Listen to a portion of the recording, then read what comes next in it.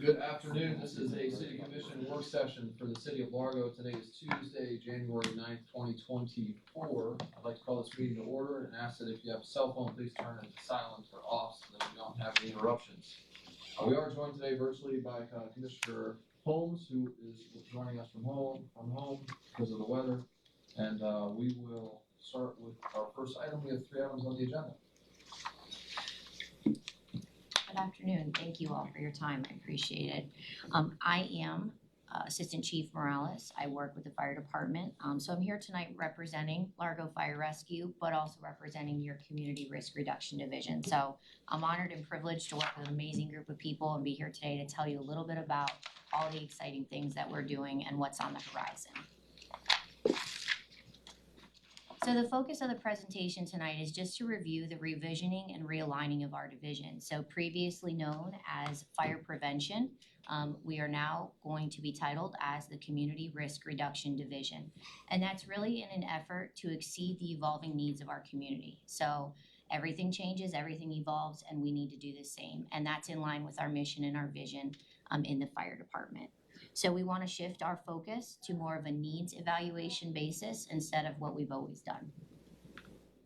So a little bit about the why behind everything. Those in our division, as well as you guys and our citizens, we all share a passion and a vested interest in safety and well-being. So that's an obvious point.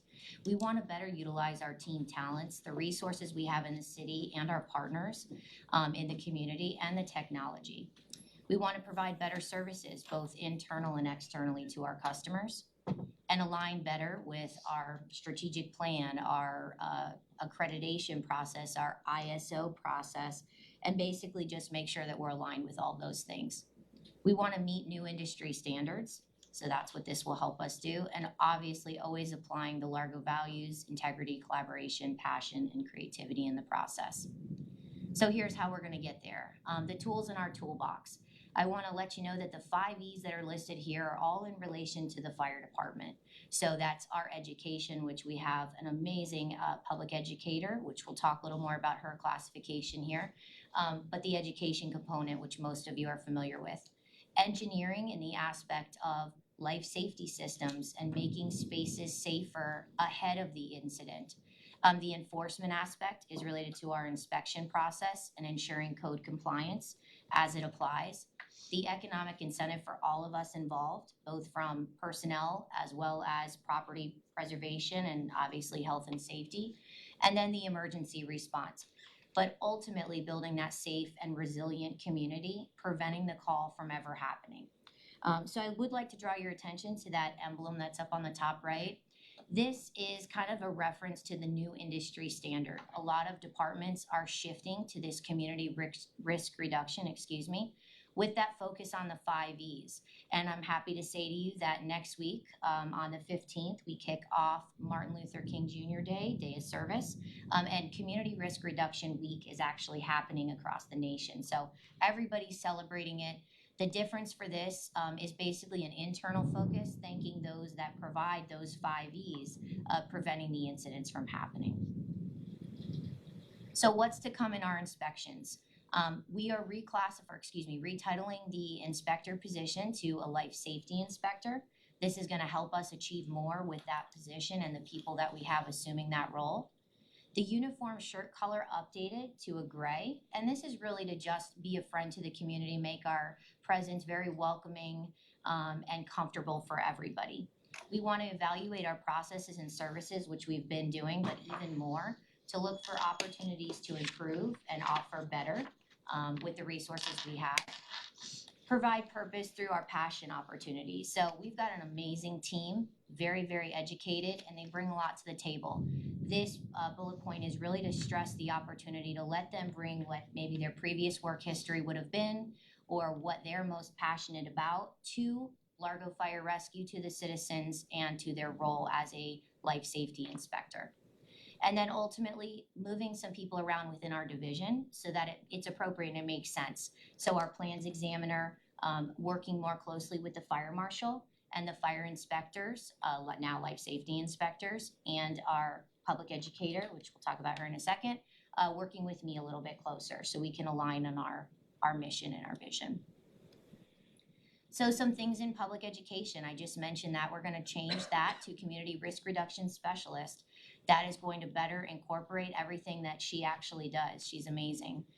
We're building the defense zones within our response area, making sure that we are actually taking our call data, overlaying it on our jurisdiction, and addressing the actual issues. Instead of assuming there's a problem in a certain area, having that data to back up what we're doing and why we're doing it. We're gonna do that through utilizing our GIS partners. We've got a great team here in the city, and building layers, literally, to what we do every day, starting with that call data and our outreach, and then building off of that. We've started to build new partnerships and kind of develop a resource toolbox that we can go into when a citizen's in need. So they may not need fire rescue to actually go on a call, but maybe we can help be that liaison to provide them that support they need to help them along the way. We want better access. We want people to be able to reach the information very quickly and efficiently and make sure it's accurate. And focus on the underserved populations of our community, which I will talk about a little bit more in the program section. Ultimately giving us a bigger social media presence, also for a recruitment tool to help be visible 24/7 on blue sky days, as well as in times of need, so that we can try to get the brightest and the best out there to come work for us. So here's a little bit about our programs and our partners.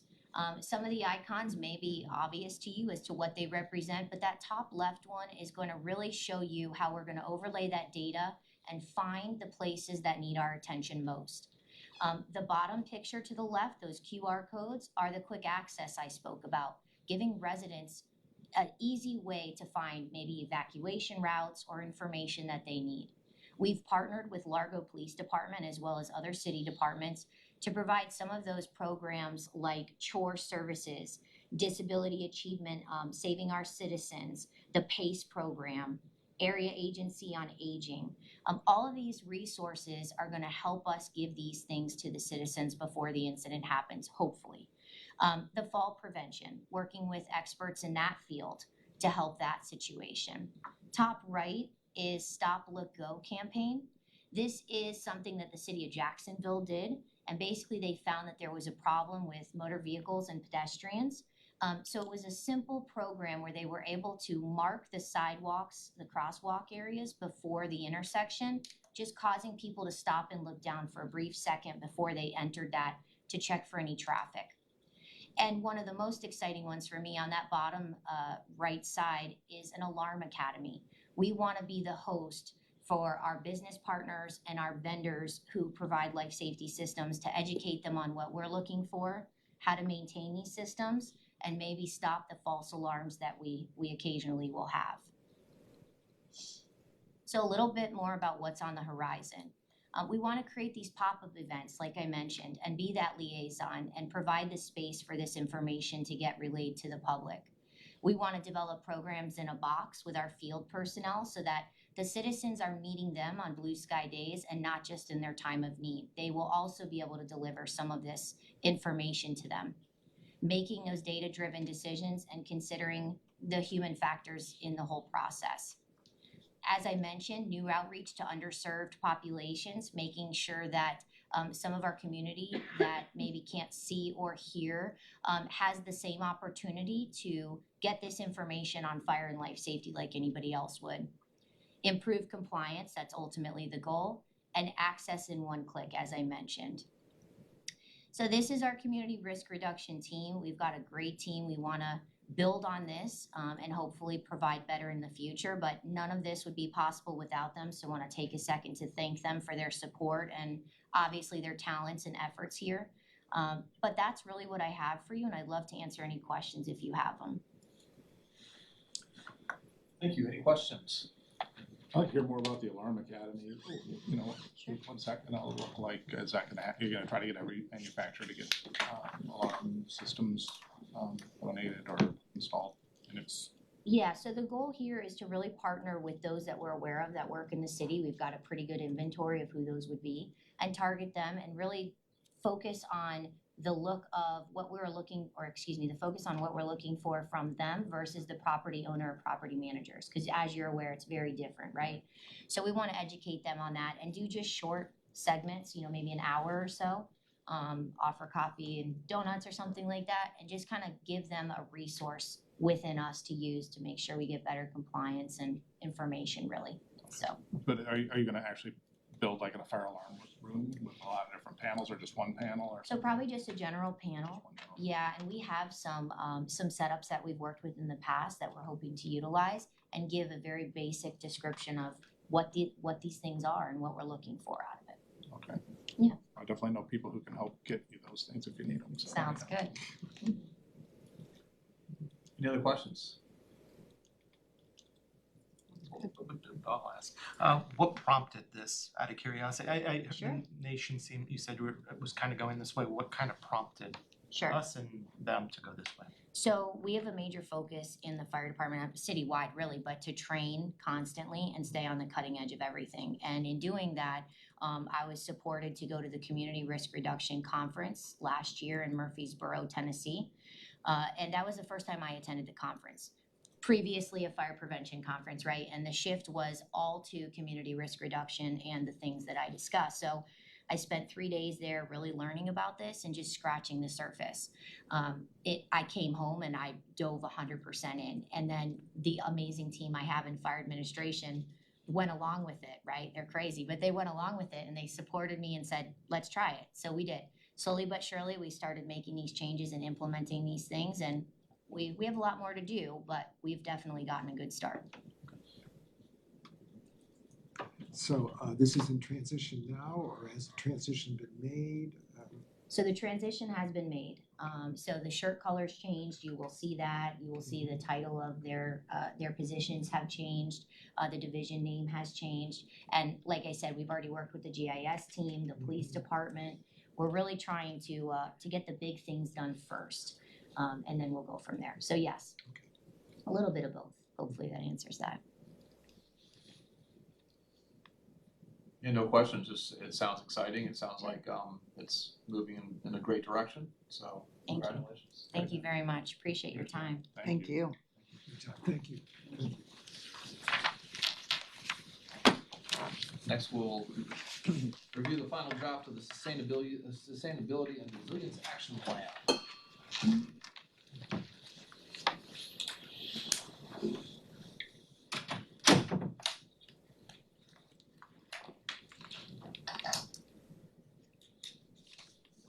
Someone let me know if I'm not doing this correctly. Thank you very much. Perfect. There it is. All right, good afternoon. I am excited to provide this presentation as a very high-level overview of our Sustainability and Resilience Action Plan.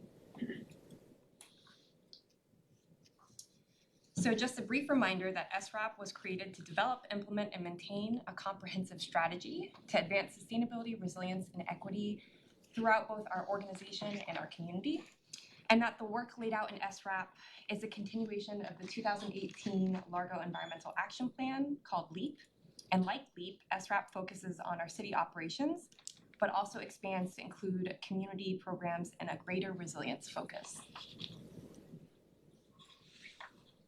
And while there's a lot covered in the document, its 3 main parts are listed here. First is the Energy Management Roadmap, which was created to achieve energy conservation, renewable energy deployments, and ultimately our Ready for 100 by 2035 target.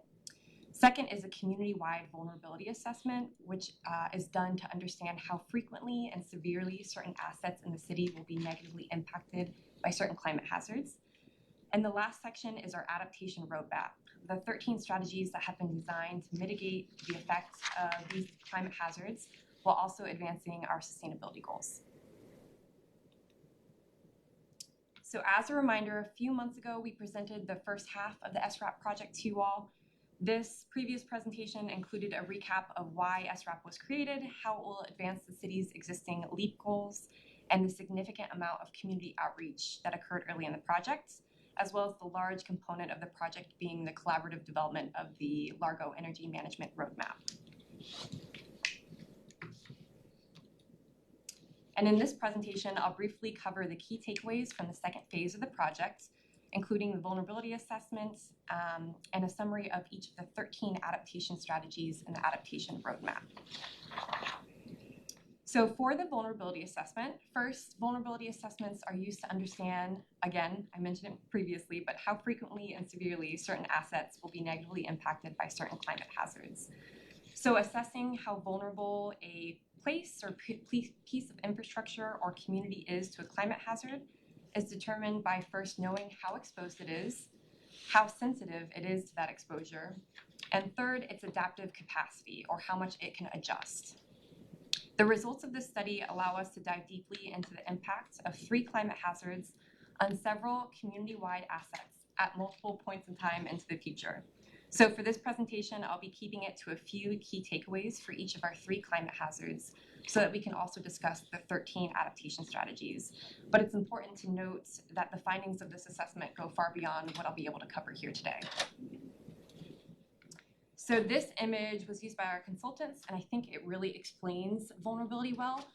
So for this scenario, we could think about storm surge, right? And we could assume that these 2 houses would have or experience the same level of storm surge, but the degree to which they're negatively impacted would vary. So if we have the same level of storm surge, we could assume that the house on the left at the higher elevation would be less negatively impacted than the house on the right, which is basically on grade. And so this picture does a great job of explaining how you can have the same exposure, but different levels of vulnerability pretty close together. So our city faces a variety of climate hazards, and unfortunately, we're not unique in this regard. In this project, we focus on the hazards that are most pressing to public well-being, as well as those that have been required by the state of Florida. These hazards include tidal flooding, storm surge, and extreme heat. Throughout this project, the extent of future tidal flooding and storm surge are based upon different sea level rise scenarios, specifically the intermediate low and intermediate high sea level rise scenarios for the year 2040 and 2070. So our first climate hazard is tidal flooding, which is flooding of low-lying land from a high tide that is not associated with a severe storm. This type of flooding is also referred to as high tide or sunny day flooding. And the height of a daily tide varies seasonally from year to year, depending on several factors. And as sea levels rise, the time periods when tidal flooding occurs will increase both in frequency and duration. So this map shows properties that are exposed, so where the tidal flooding is expected to occur. Current tidal flooding impacts are shown in darker blue, and they're most visible on the western and eastern edges, as well as the northern part of the city in the Allens Creek area. Future impacts, which are shown in medium and lighter blues, are visible in the Largo Central Park Nature Preserve and surrounding communities, as well as on the western and eastern edges of the city. So this is just exposure. To be considered vulnerable, we need to also understand how sensitive we are to the negative effects of tidal flooding. Vulnerability of the parcels that will likely experience tidal flooding in the year 2070 under the intermediate high sea level rise scenario is depicted on this map. This neighborhood scale view shows the concentration of highly vulnerable areas in darkest red. The assessment results show that around 95% of the highly vulnerable properties, so that's 229 out of the 241 total highly vulnerable properties, they are housing. So all except one of these highly vulnerable housing properties have moderate or low adaptive capacity, meaning they almost all have no or subpar building regulations that would allow the structure to cope with a tidal flood event. And I do think this graph, it's probably hard to see from far away, but it paints a better picture. So unfortunately, the sea level rise data, we are trending more for an intermediate high or high scenario in the future. So what this graph shows us is for those 229 highly vulnerable housing properties, in the year 2070, we would expect that they could experience 200 days of high tide flood events a year. So that paints a better picture of the impact that tidal flooding can have for us. Our next climate hazard is storm surge. So storm surge is the abnormal rise in sea levels during a storm. This map shows the areas of Largo that are currently exposed to the effects of storm surge from an 100-year surge event. So that's current, and this is future. When we consider future storm surge conditions, sea level rise is combined with current storm surge to get a final projected water impact area. This map shows the future conditions. In addition to the same areas that are impacted today, the projected flooding for a future 100-year surge event becomes more widespread throughout the city. And again, this is just exposure.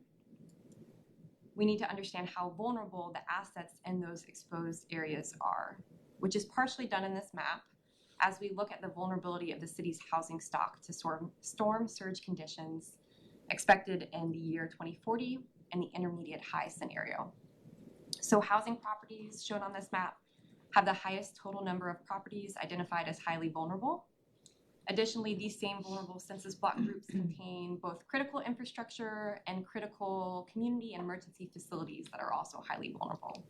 Shelby, can I ask a question? When you talk about storm surge varies, depending on the intensity of the storm and whether it's going up the bay or glancing or coming along. So what's the definition of storm surge? 10 feet, 12 feet, 6 feet? Yes, that is a great question. So I think and you might not be able to see it Not from here. on these maps. So we do have, I think, a certain footage indicator on some of the maps, and I might have to get back to you, but it's whatever would be associated with a 100-year storm event.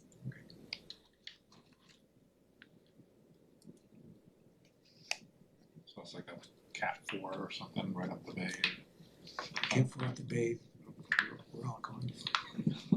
And unfortunately, when it comes to at least hurricane intensity, we are seeing that it is trending towards Category 4 and Category 5 storms.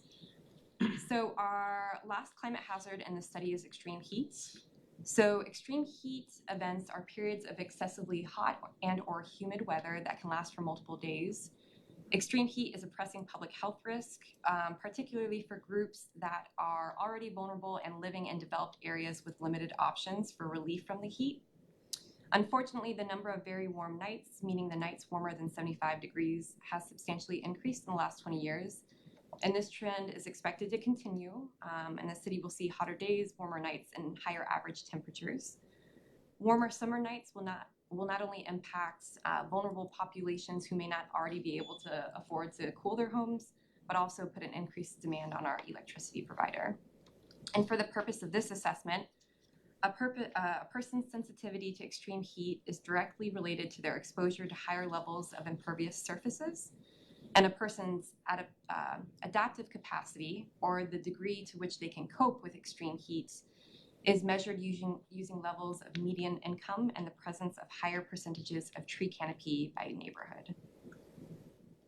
And so shown on this map, high heat vulnerability areas occur throughout our city, and the assessment finds that almost half of the census block groups that fall within the city are currently vulnerable, highly vulnerable to extreme heat events. So now on to the more positive side of the project, the strategies selected to improve the effect of these climate hazards on our community.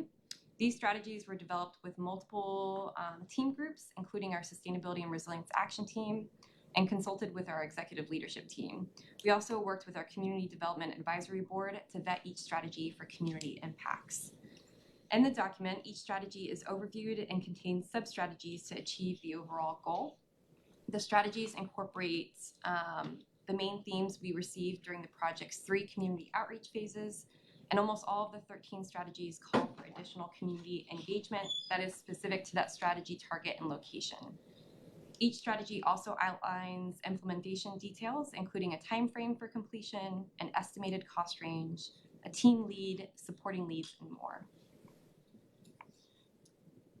And in the document and in this presentation, we have them grouped by their time frames for completion, which have been organized into 3 general categories. Strategies in the short-term category are expected to be completed in the next 5 years. Those in the medium-term category are set to be completed in the next 6 to 10, and the long-term strategies are intended to be completed in 11 to 15 years. And for each of these 13 adaptation strategies, The Sustainability and Resilience Action Team conducted an equity assessment using the equity scorecard shown here. And we made recommendations to improve each strategy on an equity basis when discussing those scores. The scores were also presented to our Community Development Advisory Board for discussion, and opportunities for improvement regarding equity were identified by the board for several strategies. So now I'll briefly describe each of the 13 adaptation strategies organized by their completion timeframe category. As a reminder, these have much more detail in the document. And I'll also pause for any questions or comments at the end of each category before we move on to the next. So the first is our Equitable Climate Preparedness Strategy, which directs the city to conduct a climate gentrification study to ensure the strategies of this plan and future efforts do not negatively impact the communities we're hoping to assist, especially as it's anticipated that we will experience movement from the county's barrier islands to more inland locations in response to flooding hazards in the future. It also outlines a variety of methods to better ensure vulnerable communities in Largo are aware of climate impacts and involved in the solution planning process. The second strategy is Join the One Water movement, which guides the city to better view and manage water as one interconnected system. The strategy focuses on operationally realistic reclaimed water usage targets, water conservation tactics for city facilities, community conservation rebates and programs, and continued regional planning participation. Lift station modernization and hardening highlights the great work we've set out to achieve with Lift Station 47 and recommends we follow the same retrofits for the 4 other lift stations that are highly vulnerable to current flooding impacts. It also recommends that additional lift station hardening efforts will be prioritized for those that are vulnerable and in disadvantaged communities, and that we incorporate the aspects of sustainability and public art into these improvement projects. Because the city needs to be compliant with Senate Bill 64 and must pursue 2 deep injection wells, the Eliminate Surface Wastewater Discharge strategy focuses on community education regarding the benefits and implications of deep injection wells, and directs the city to provide transparent reporting of any evaluations from regulatory authorities. Additionally, this strategy focuses on directing the city to create an internal group to develop solutions for the city's effluent beyond deep injection wells. And adaptation strategy 5 is called Green Resilience. This strategy seeks to expand the city's tree canopy and replace tree losses after a hazard event, such as a drought or a hurricane. The strategy advocates for creating a community tree fund, expanding the use of native vegetation throughout Largo, and increasing public awareness of native trees and vegetation benefits. Energy and also native planting. Yes, so native vegetation, yeah, overall. Energy management as a strategy better connects SRAP to the Largo Energy Management Roadmap that was created as a separate document, but still as a part of this project. The strategy reiterates the roadmap's main points and directs the city to implement the strategies outlined in that document to achieve energy conservation, renewable energy deployment, and our Ready for 100 goals. And the last strategy in the short-term completion category focuses on the annual CIP planning process or capital improvement planning process. In recent years, the city has made great advancements to tying into sustainability parameters for its capital improvement projects. This strategy reiterates the importance of this process and outlines practices to continue using the CIP process to advance equitable improvements across our community. So I'll pause here to see if we have any questions on those short-term strategies before moving on. Any questions? Okay, that was the largest category. So medium term is the second largest, and then we have 2 in the long term. So, all right, so moving on to the medium term strategies. First, we have sustainable business, which as a strategy focuses on our business community and the ways in which the city can highlight those businesses that are already going above and beyond in the sustainability realm, as well as create additional opportunities for businesses to engage in more sustainable practices. Coastal resilience seeks to benefit the areas of the city that are expected to be negatively impacted by storm surge now and into the future. It focuses on preserving existing coastal habitats and expanding their presence on developed properties, specifically advocating for more living shorelines in areas adjacent to disadvantaged communities. Next is flood mitigation. This strategy directs the city to go further in depth in its watershed data collection and water resource planning. It also recommends the development of a community data network in which our community members can contribute to flooding and environmental pollution data collection to guide our work. Last in the medium-term completion category is the city sustainability continuous improvement strategy. So this strategy ties back into the many goals that were previously outlined and established by LEAP. This strategy focuses on efforts that will reduce the city's greenhouse gas emissions and benefit public health. Most notably, the strategy recommends the city adopt science-based emission reduction targets, aiming to achieve net zero emissions by the year 2050. Are there any questions on the medium-term, questions or comments on the medium-term strategies? Any questions? I'll have a question.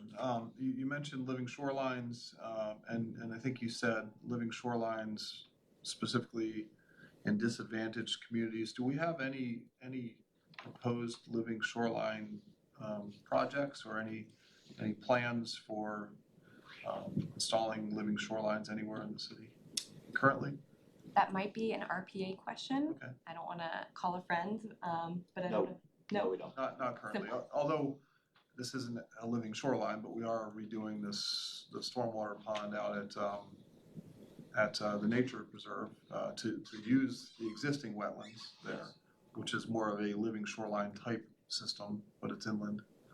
I mean, it's more of a natural system. Yeah. It will be. So I think that the Tampa Bay Regional Planning Council and then the Agency on Bay Management and sustainability group there has talked about living shorelines and a model living shoreline ordinance for cities like ours. So I've been in that conversation for a long time, and I always thought, like, where can we do something in Largo? So I'm anxious to continue looking for a good opportunity to use a living shoreline. We don't have a whole lot of coastline, either bay or intercoastal or whatever, but I think that looking at the way that we interact with both St. Joseph Sound on the west side and Tampa Bay on the east side, where are there opportunities to improve those shorelines and make them function more naturally and be better for the inland and the waterways is something I'm interested in pursuing. So I'm glad it's here. That's not a question, I know. Yeah. Well, and that strategy specifically, I think a great component of it is whenever we do identify a city-owned property that could benefit from a living shoreline installation, it calls for us to allow the community to participate in the planting so that they can increase awareness and the benefits as well. So That's great. Thank you. moving on to the long-term adaptation strategies. So there are two in this category. First is our green waste plan, which advocates for creating a system of green space trails throughout the city to increase equitable access to green space, assisting multimodal transportation and reducing the impacts of both flooding and heat events. And the last of the 13 strategies is our inland waterway resilience. So this strategy specifically pays attention to our creek and canal communities who are highly vulnerable to both tidal flooding and storm surge events. Working with each respective community to develop solutions, the strategy directs the city to improve and maintain the condition of these waterways to improve resilience, carbon sequestration, and water quality. So I'll pause for any comments on those two. Comments or questions? Commissioner Holmes, did you have Commissioner your hand up? Holmes, yes. Thank you very much. Number one, I'd like a copy of this report, all the portions of it for number one. Number two, what is the budgetary, what's the cost of implementing all this stuff from the city and or from the private sector where we're going to expect them to pony up to the bar? So we'll make sure that you have a copy of the full plan. I think it should be in the agenda packet, but if it's not, we'll make sure to get it to you. You may have noticed I'm not there. Okay, well, as part of the adaptation roadmap, we do have a table that has a very broad estimate for implementation. The strategies themselves make recommendations, but those recommendations are intentionally broad because we need to determine for ourselves what specific level and method we want to use to achieve the goal. So it was a little difficult, although we did do it to provide an estimate cost range for every single strategy. You'll see like a dollar sign and a range, and we have an explanation of what the dollar signs mean. But it could be variable based on what the city decides during implementation of the strategies. So I know that doesn't answer your question, but we do have a table that provides some general guidance to an idea of the cost. Thank you very much. Sheridan, along the lines of that question, I saw in the SRAP that you list a plethora of possible funding sources. Mm-hmm. So I think state and federal funding sources. Can you name like the Oh, yeah. 2 or 3 of the top possibilities? Yeah, thank you for bringing that up. So for every strategy, if you've seen, we did list some possible grant sources. I would say for us in this topic, Resilient Florida has emerged over the last 2 years as a really great source of grant funding.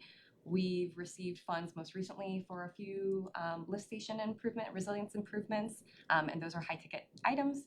So we would just hope to see that continue. But Chris Hawks, our grants manager, has gone through and helped us identify some possibilities for funding support as well. I have a couple of other questions really quick. Mhm.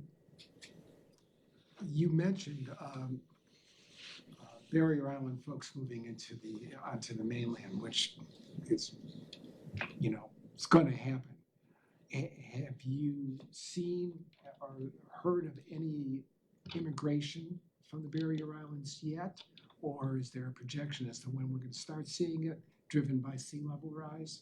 I don't think that there is a study that confirms like a year yet. We have seen a few recent studies. I think one specifically was like 3 years ago from FSU that did indicate that Largo specifically could see some movement from people from the Barrier Islands inland. I would say that we probably have the best example and learning lessons from our communities to the southeast. So Miami and some of the city of Miami Beach, and some movement that has gone to higher elevation properties that are also like historically Black communities. So we don't have a specific year where we would see that being indicated. I think it also is determined by the number of near future storm events that we experience. And obviously we're working with other communities on this, because if Largo just did this by ourselves, we'd be a great community, but what would you? So there is a Pinellas County group. Yeah. It's not a Tampa Bay group, but it's Pinellas County, and I'm working with across the bay as well. Yes, so there are a number of groups. Most locally, we have the Pinellas Sustainability and Resilience Network. So that's just a peer-to-peer, like co-working group of sustainability coordinators and directors in the county. Then we have the Tampa Bay Regional Planning Council, so we have that regional support. We have the Florida Sustainability Directors Network. We have the South Sustainability Directors Network, and then we have the Urban Sustainability Directors Network. It's a lot of meetings, Yeah. but each of those groups provides valuable support, and the more local that we get, the more collaboration that happens. So does the SRAP, dovetail with some of the other plans? So when the work that we're doing in Largo, we'll also see progress south of us and north of us. Yes, so we're one of the first. I don't want to say this. I think we're one of the first in Pinellas County to complete, other than the county itself, to complete a vulnerability assessment. I do believe Clearwater, Tarpon Springs, and a few other communities are in the process of conducting one and completing it. The governor has a goal for all communities, all cities in Florida to complete a vulnerability assessment by 2026. So we do know that the state of Florida is reaching out to cities that have not yet started or completed a vulnerability assessment and is asking if they need funding support. So the more communities that identify how they're going to be impacted, the more we can start creating some regional projects and learning from one another, because we're all going to be impacted. Climate change doesn't abide by city boundaries, so. And one last question. Mhm. I didn't see anywhere in the SRAP, but it's a big document, but I didn't see any reference to seawalls. And I am not a proponent of seawalls, but do they not exist in the SRAP?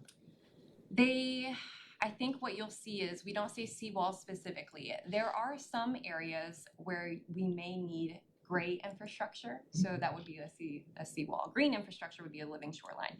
There are some areas where we may need those, but SRAP specifically concentrates on solutions that are both sustainable, so they reduce greenhouse gas emissions, and then also resilient, so reducing those climate hazard impacts. And living shorelines really are the nexus of both of those. Definitely. So I wouldn't say it's against it, but I would say the ideal is more living shoreline components. I appreciate that. Thank you. And thanks for letting me ask all those questions. Any other questions? Yes. How about the collaboration with Pinellas County Schools? That was one of the items that was in there, that they're in kind of areas that are at risk. Are we working with them as partner, or are they a partner of those organizations? I don't know off the top of my head. So for the creation of this plan, they haven't been core partners. We did receive all of our data from, at least the flood data from the county, so the county is aware of some of these impacts. A few of the schools that were identified as vulnerable were private schools, so we expect to notify them of the risk if they're not already notified and work with them as part of the strategy implementation process. Okay. Are any of the beach communities involved in any of these types of studies and risk assessments or any plans? Seems how they will suffer greatly. I am not sure. I think a limitation of some of our smaller barrier island communities is funding, right? So the funding and staff capacity, because they're generally smaller municipalities. But with this Resilient Florida funding opportunity, as well as the state initiative to get every community or city to complete a vulnerability assessment, I assume in the next 2 years we'll see them get more on board. And they talk about Not that them they're cooperating amongst each other. Community, and they could do a risk assessment for the whole length of the barrier islands. Mm-hmm. We certainly will have to. A part of this study was looking at inundation to our roads and specifically evacuation routes. And Largo evacuation routes that are affect more than Largo residents. They affect many of the barrier island residents that are needing to use them to evacuate. So. Great job, by the way. Thank you. I do have. Really amazing. Thank you. I do have one more slide. So just to let you guys know the process moving forward. So we welcome any feedback or questions. And based on that feedback, we will bring the plan back to you at a February commission meeting to adopt through resolution. Then we'll be focusing heavily on the launch phase. First and foremost, we'll be updating the city's Our Future website, or Our Future Largo website, to make sure that the information there is updated with what the city has done recently in terms of progress, but also informs our community members about SRAP and the targets set out by that document. And then we'll be focusing on our short-term strategies, specifically the equitable climate preparedness and energy management roadmap, because those two strategies really are core for future strategy success. Thank you. Any other questions? Outside of the CIP, how are y'all planning for the financial impacts? Meaning impacts from the climate hazards? Yes. I'm shooting off the top of my head here. Yeah, I don't know if I would exactly know. I mean, I think we have and we are taking a greater look at our own infrastructure, specifically like critical infrastructure and how it could be vulnerable. I think more in the flood threat, right, for tidal flooding, but I don't exactly know. Okay. I think we could work to get you a response to that question. Okay. So yeah, I'm not sure whether you're talking about the costs to implement some of these strategies to help harden stuff, Okay. or the cost of the impact if we don't do anything. Those are two different costs. No, the things, first one, right? that first one, yes. So the first one, the cost of some of these strategies to implement. So I think it's looking at that broad cost range that we have for each of the strategies, as well as the time period which we have set as a goal to implement them, and then funneling that through our CIP process. Okay. Thank you for the clarification. Yeah, and I would suggest that some of these things, you know, just speaking broadly, if a project has to be done, you could do it without considering sustainability and resilience and spend X. But sometimes you could spend the same amount and consider sustainability and resilience, or a little bit more, and hopefully in the long run you end up saving money anyway. So I wasn't able to read cover to cover, but I know that between now and when it comes back, I will, and I would encourage everybody else to do that as well. What I was able to read, very impressed and I'm excited for it. Thank you. And I know that Sheridan's been doing a great job, and the city is really looked at as a leader in this whole realm, and our staff. It's one of the things. The second page of the report, or the first page of the report, lists the people that are involved, and there's folks from across our city, from every department, which is really impressive. That type of input is put into this, because ultimately we all have to be on board to really make a difference. So thank you. Thank you. Another question. Yes. Relating to the surface water discharge with the pumps. I like the part about educating, because I'll probably need a lot of that myself. I'm still very negative towards that, and I don't care what Tallahassee tells me to do, but I get that. But educating people, but what groups are you looking at educating? Are we talking just the EPA or the FDEP or staff or? So we were thinking more community resident focus in that area. I will say that project and strategy is one of the more controversial ones, and we've heard that from our community. So we, in response to that, tailored the strategy to meet some of those concerns, so that we would, as unbiased as possible, you know, explain benefits and implications of deep injection wells, and then anytime we get from FDEP an inspection or a report, we commit to letting our community members know in a way that they can understand what that means, or what was found, or just the status of that process. Because I think that was the concern. So yeah, it's more community member resident minded. Out of curiosity, and this is me not understanding a little bit. There's a picture of Ohio. Is Florida different from Ohio on these? So it's more the type of class for the injection well, and so that was the best image we could find for what it looks like. Because I think for a lot of community members, at least from a surface level look, they don't know what it will look like. You know, some of the questions we had is like, well, what will this mean for the surrounding community? The location of the two deep injection wells being at our wastewater treatment facility, the surrounding community probably won't know that, you know, they've been added because of the above ground looks. It's a pipe going into the ground. You know, certainly there are some concerns when you show the depth that the deep injection wells go, and so that's where we commit to just transparently reporting any evaluations. But yeah, the Ohio, it's just an example of the class well, and it happened to be, the best picture happened to be from Ohio, unfortunately. Not unfortunately for any Ohioans, but. All right. I'll still ask questions on that one. No problem, I appreciate them. All right, well, thank you very much. Thank you very much. Thank you. Thanks, Sharon. Great job, really. Next, we'll talk about housing for all. Look for some recommendations. I can slide.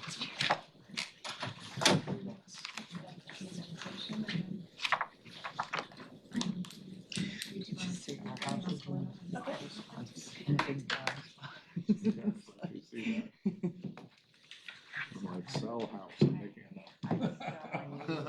Before 2039. Chris. Or build it up, yeah. That one's great too.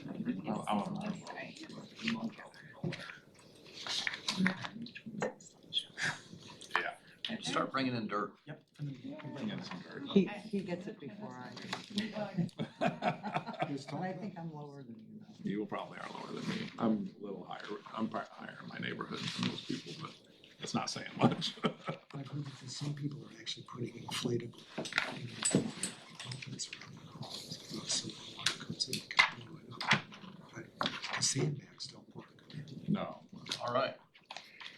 Good afternoon, Mayor and Commissioners. We are excited to bring to you the results of almost a year-long project so far to really take a big deep dive into our development codes, our land development regulations, in what we've called Housing for All.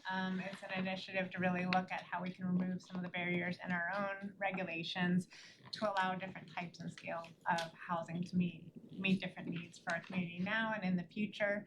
This really came about after COVID-19 when we saw significant affordability impacts within our community, as did many in the Tampa Bay area as well. So we're going to show you those results today. We did meet with the advisory boards last night with Planning Board, Community Development Advisory Board, Community Redevelopment Advisory Board, and our Affordable Housing Advisory Committee last night. So our consultants, who I'm going to introduce in just a moment, as we go through tonight on the recommendations that are in here, is that you'll see a little thumbs up, sideways, or down, and that really was what the advisory boards, what they felt supportive of, and so forth.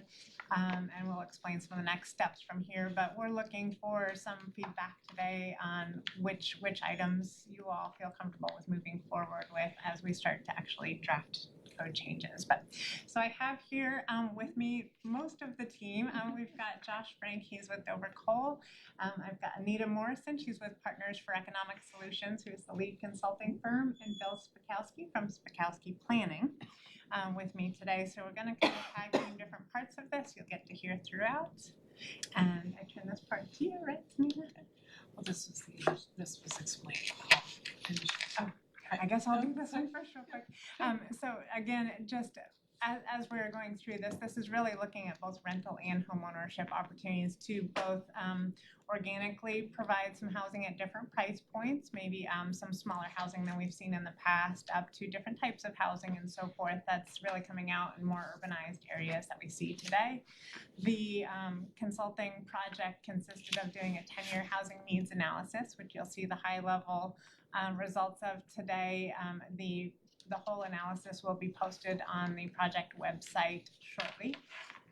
It also included an evaluation of our city codes, so really a deep dive in finding all those barriers that we have in our codes, as well as looking at some other models from other cities and so forth, and then making significant recommendations for changes to our code, which you're going to hear some of the key components to that, or the key ideas today.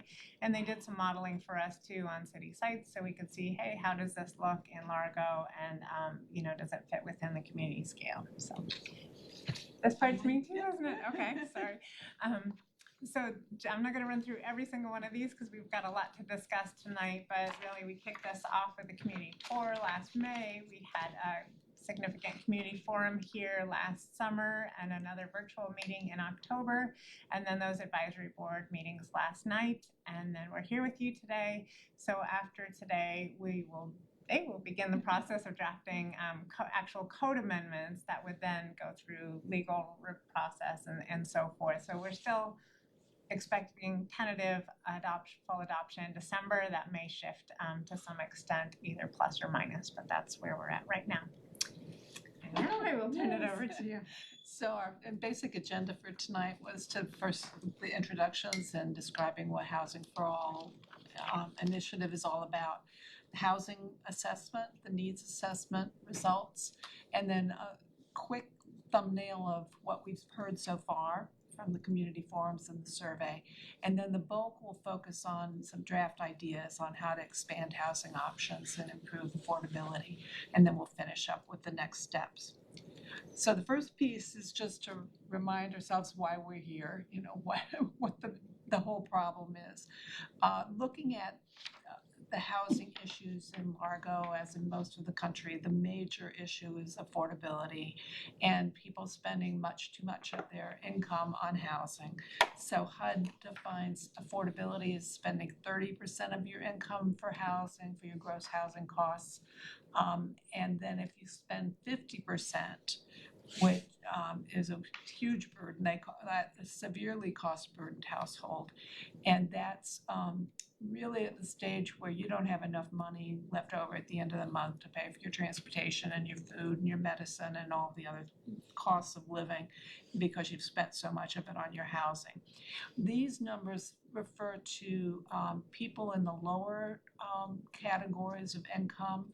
So for a 3-person household at 50% of the area median income, that's a family that's making a little over $39,000. So not poverty levels, but the lower costs. And these are the people who are most affected by affordability.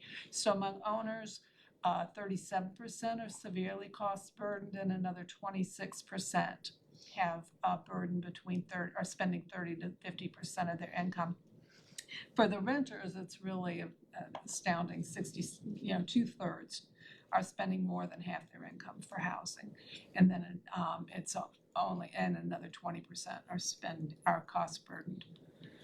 So it affects, as you would expect, some populations more than others. So among the vulnerable populations, we have households that include a senior person. 80% of them have one or more housing problems. Most often it's affordability, but it could also be overcrowding or lack of complete plumbing and kitchen facilities. For households that have one or more persons with a disability, 43% have one or more problems.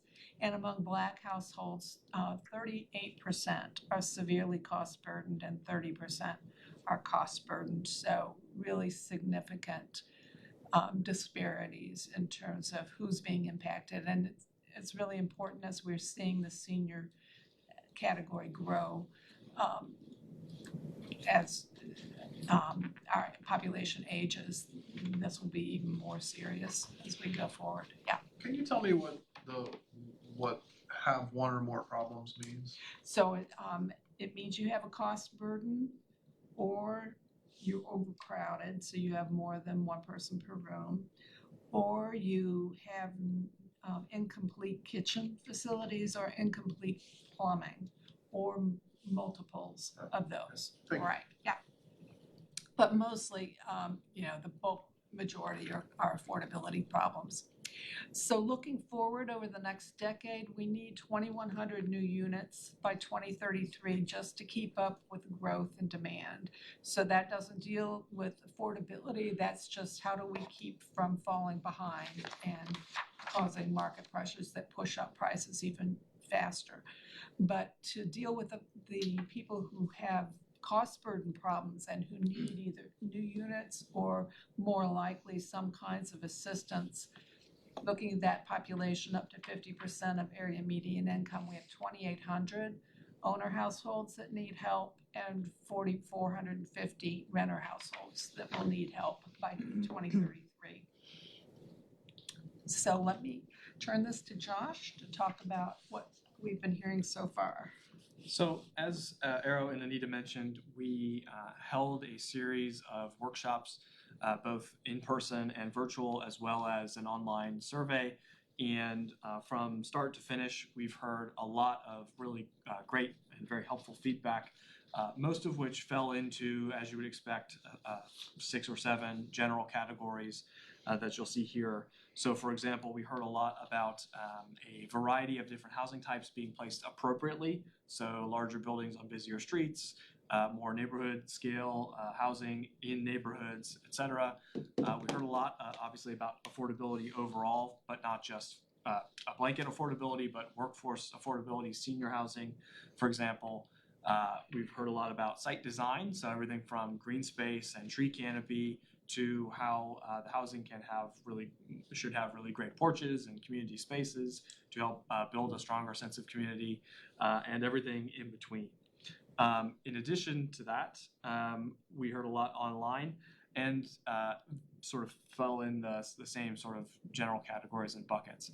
That has led us to a series of recommendations that basically will help us as we continue to update the Comprehensive Development Code, the city's land development regulations, and really everything from smaller tweaks in language to some larger policy changes to some outdated codes that may exist. Really, all of this is to take advantage of the land that currently exists in the city of Largo, and obviously recognizing the previous report, the sustainability challenges as well. But as you'll see, in addition to sustainability, the public health and safety and community pride focus areas within the city's strategic plan are something that we are constantly thinking of and making sure that this is incorporated within the project, but also is something we've heard repeatedly from the community. So there's a lot of really great synergy there between what exists on paper and what people are telling us. So I also want to recognize just for a minute in one slide, say that we're working within the limitations that the state provides for us. There's a few of those that are really challenging for us in some ways, but also really an opportunity in others. So for example, the state law currently limits architectural building design guidelines for duplexes and single family homes, not in every case, but in a lot of cases that may not apply, for example, in community redevelopment districts, so the Clearwater Largo Road one, for example, and that may not apply to duplexes that qualify for density bonuses, so there's some nuance there that we have to pay attention to. And also we have what has become a major concern is that the city cannot regulate the location or orientation of garages. So we can talk about parking, we can talk about architecture in terms of the front facade of a building, but the state sort of limits us on what we can do with garages in some specific cases. So as was mentioned, we also, in order to sort of take what may be abstract or really wonky code and regulations, we actually took a handful of sites around Largo and took a look at what does missing middle look like, both with the existing code and the limitations that are here today, but also what we may want to change and how we can sort of make adaptations. So this is a sort of typical infill lot on a major street within the city. It does have some code restrictions. For example, we've actually identified that there's about 750 of these size vacant lots within the city today. So that's a pretty underutilized, pretty large amount of underutilized land that could be injected with a little bit of housing. So for example, our team took a look at how can we fit a variety of unit types and sizes, how can we incorporate a sort of live-work, a mix of use type of housing that maybe fronts the larger streets, how can we make the parking work, how can we make the stormwater regulations work for this type of site, how can we take feedback from solid waste and fire and EMS and make sure that this type of project is compliant. So really stress testing the code where it makes sense and where it doesn't. And so, for example, we looked at that site, which is a sort of live-work, cottage court type of housing product. But in addition to that, we looked at a variety of other sites and scales. So how do we bring in a general density into an existing neighborhood? How do we do it in an area that maybe is transitioning away from sort of suburban housing to maybe a little bit more urban housing? So most of these sites and testing gave us a really good insight into some of the barriers that the code prevents projects like these from happening. Okay. So the topics we'd like to cover with you today come in 7 buckets of ranging from accessory dwelling units to design standards, the development approval process, and then mobile home parks. We'll try and make sure that we can cover at least the first 5 if we run out of time.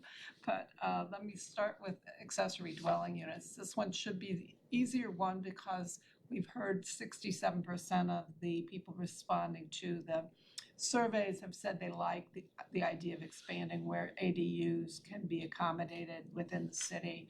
And the AHAC, in their last report, recommended expansion of the use of accessory dwelling units. They can take a lot of forms. They can be a separate backyard cottage. They can be over the garage apartment, or they can be within the main house. As long as it has a separate kitchen and bathroom and a separate entrance, those qualify as accessory dwelling units. So a real mix of of opportunities, sorry. And so the issues that we addressed as we were looking at the topics were first that the current code only allows ADUs to be developed in the Clearwater, Largo Road, or the West Bay Drive community redevelopment districts. Our recommendation was that those units, ADUs, be allowed citywide if you can otherwise meet the CDC requirements for things like setbacks and the rest. And the thumbs up are referring to the results we got from the advisory boards and commissions last night. They pretty universally supported each of these recommendations. The second one relates to a requirement in the code that the owner of the home must live in the main house. And we said that didn't seem to make sense, that it should be just as acceptable if they're living in the ADU as opposed to the main house. And so, and then the third one relates to the height of an ADU. Right now, you can't exceed the height of the main dwelling, but that means if you have a one-story home, you can't build an apartment over the garage. And so we were suggesting that you set some designated height limits, perhaps 2 stories for an ADU, and not tie it to the height of the primary dwelling. Any questions on that? Okay. Yes. Are we getting people biting at the chops to want to do an ADU? There have been people We approaching have the gotten city. calls, They're not the people wanting to do, what's it called? Airbnb. no, a lot of them are, I've got an aging parent that needs to move in with me. I'm not in the CRD area, how come I can't build this, that kind of thing at this point. So, I mean, it hasn't been flooding in per se, but yeah, in part of the survey online, we did ask too, if you expect to have changes in your household or housing needs over the next 5 years, and we had a lot of response for like empty nesters or potential family members having to move in and things like that. So I think we gauged a little bit more of the need through that survey. The phone's not ringing off the hook necessarily for it, but we have received calls on it. But sometimes it's a function of how hard is it to do. Mhm. Yeah. The accessory dwelling unit or secondary structure Mhm. height limit. Yep. How are you able to regulate that, or keep people from building a monster garage that's now taller than their single family and say, well, this is an ADU? I mean, There's a lot of ways it can be done. In your land use classifications, there's already a height limit for any building in your different classifications. And so one way is to say the ADU can't be bigger than that. We think that's probably too lenient. Right now, what the rule says is it can't be taller than a single family house. So if you have an at-grade single family house with a minor sloped roof, you couldn't have, and you had a garage, you couldn't have an ADU apartment above that because that would be taller. So we would suggest that the ADU can only be 2 stories, and then with a specific description of what that means. well, I understand that, but if let's say that somebody comes in and says that, listen, I want to build an ADU over my garage, but really they want to build an artist studio so they can go do their clay pottery or whatever. It does, so an ADU does have to have plumbing and a kitchen in it, but we also, like, in the downtown right now where they are allowed, it can't be bigger than 50% of the primary structure. Square footage. So we do plan to still probably keep that and still put a cap on that as well as housing sizes have gotten bigger. So probably no bigger than 800 square foot for that unit, but it is, garage is different space, I mean, it may be underneath it, but for example, they couldn't build a 1,200 square foot something in their backyard. It would be limited into scale compared to the primary I structure. know we've had some problems with people building really big garages before. Yes, I think that's why the height limitation came in. So it's specific, an ADU will be different on a building permit. For example, it has to have those kitchen and plumbing facilities with it, so there's permitting required. So since we're talking about ADUs, I know that there was an ADU on, I think 15th in Northwest Largo, where they they had 3 different trash cans because there were 3 units there. But they had only been paying for one for a long time. You probably remember the story. So I sat down with Kim Adams at the time, and he explained to me, well, they should all have their own. So will we require a small cottage apartment in the back of somebody's yard where grandma lives to have their own 58-gallon trash can?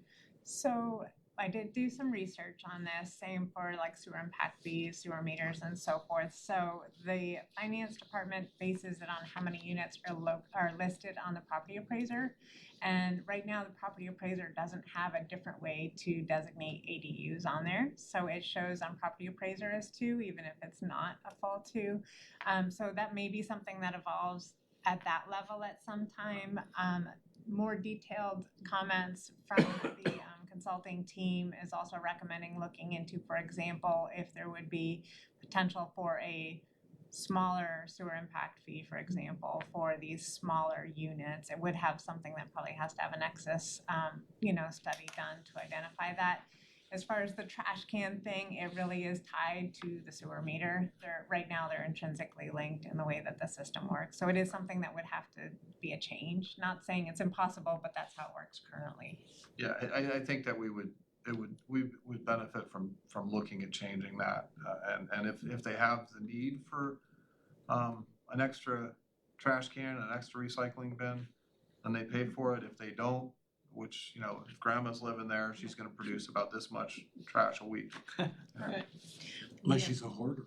Right, but then she keeps all that stuff. Probably even less. Somebody's gonna have to clean it out. We have noted that down yet. I know we've looked into that before, so we don't have a solution yet. All right. It's not to say we can, for Thank sure. I have a question. It was pointed out to me after last night's session, which by the way, really well done. Thank you. That there are a lot of deed restricted communities in Largo. And do we have any kind of an overlay or any idea of the impact of deed restricted communities that won't allow ADUs? And so how effective would it be? I think they should be allowed citywide, but what can we really expect to get from that? Well, really what Largo could do is allow them where you deem appropriate. And if some of those communities have deed restrictions that forbid it, there's really nothing you can do about that. There's no way for you to override it. No, I understand that. I'm just wondering if we have any idea the net availability. Not offhand. There definitely are newer subdivisions in the city that might have those versus like a lot of the areas, for example, in the Southwest probably do not have HOAs and so forth. Our communications and engagement team may have some sort of map or overlay that shows just how many HOAs are in the city, just to get an idea of how many are actual formulated organizations. But I don't think we'd have to that level of what they would allow and what not. I might add, that's an idea that Maggie, discussed with us last night. In fact, when we looked at the overlay of where there are opportunities for higher density and ADUs that really didn't take into account how much of that is deed restricted areas. Mm-hmm. Does the county have a plan similar to this is one of the things we always run into is what we allow and what they allow, and especially when one street has, some annexed into Largo and some not. So are they on the same page, do you know, or? Do you know on ADUs if the county? We've looked at, as part of this project, at 5 other cities very carefully as to how they treat ADUs, missing middle housing density bonuses. We did not look at the unincorporated county. I would say that the current Largo rules are very good compared to most communities, and I do this kind of code analysis work really all over. Largo is actually very good, and the recommendations we have are fairly minor because most places have way too many restrictions, completely unnecessary restrictions, and as if they would see an ADU as necessarily a pest rather than something that would be generally good if it's properly done. I will state though, so Fort Pinellas, they have created in their countywide rules a section on missing middle density bonus, which you'll hear about in a moment. So they have thought this through, and this aligns with that process. And actually Fort Pinellas attended last night, and they are watching, I think, online today too. They mentioned that they're going to. So they've been really involved throughout, and we also have that Advantage Pinellas Housing Action Plan. And we actually have a meeting, I think tomorrow, or maybe it's next week, on that task team. So looking at that regulatory toolkit and things. So yes, we're talking, we're communicating, and working on being coordinated in our efforts. Great, thank you. The next subject we want to talk about is more about missing middle housing. First, specifically, what we mean, what kinds of housing we mean by that, and then more importantly, where in Largo the rules could be changed to encourage missing middle housing. This is sort of the iconic diagram that our colleagues, Opticos from the West Coast, created to begin the discussion on missing middle. And on the far left are single-family detached homes that we have all over Largo and all over our country. And on the far right are, mid-rise, high-rise apartment buildings, garden apartments. And missing middle is basically everything that fits in between. And it's a very broad group. It goes all the way from a duplex, which can actually be just a single-family home that has, been divided into 2 apartments, all the way up to an apartment building that might have 12 or 15 units. Because that's such a broad group, we decided that we really needed to break it down a little bit so that to maximize the number of places in Largo where missing middle housing could be encouraged. So what we're calling them is just simply small type missing middle and medium type missing middle. Small type on the left are the kind of buildings that could be the same size as a larger single family home, but they just have more units within them. So that would include duplexes and triplexes, quadplexes, and cottage courts. The medium type are that 8, 12 unit apartment building, and also row houses or townhouses that are built up to the street. Generally both really nice housing types, but a little much for neighborhoods that are, individual homes on individual lots. So the small type, we think because they're in buildings that are the scale of a house, actually could go in many or most of the residential areas in Largo, but not all of them, as I'll explain in a minute. And the medium type could go anywhere that we now allow us multifamily development, and in commercial areas and in some mixed use areas. So that's the reason we're breaking them down to basically be able to allow them in the best number of places.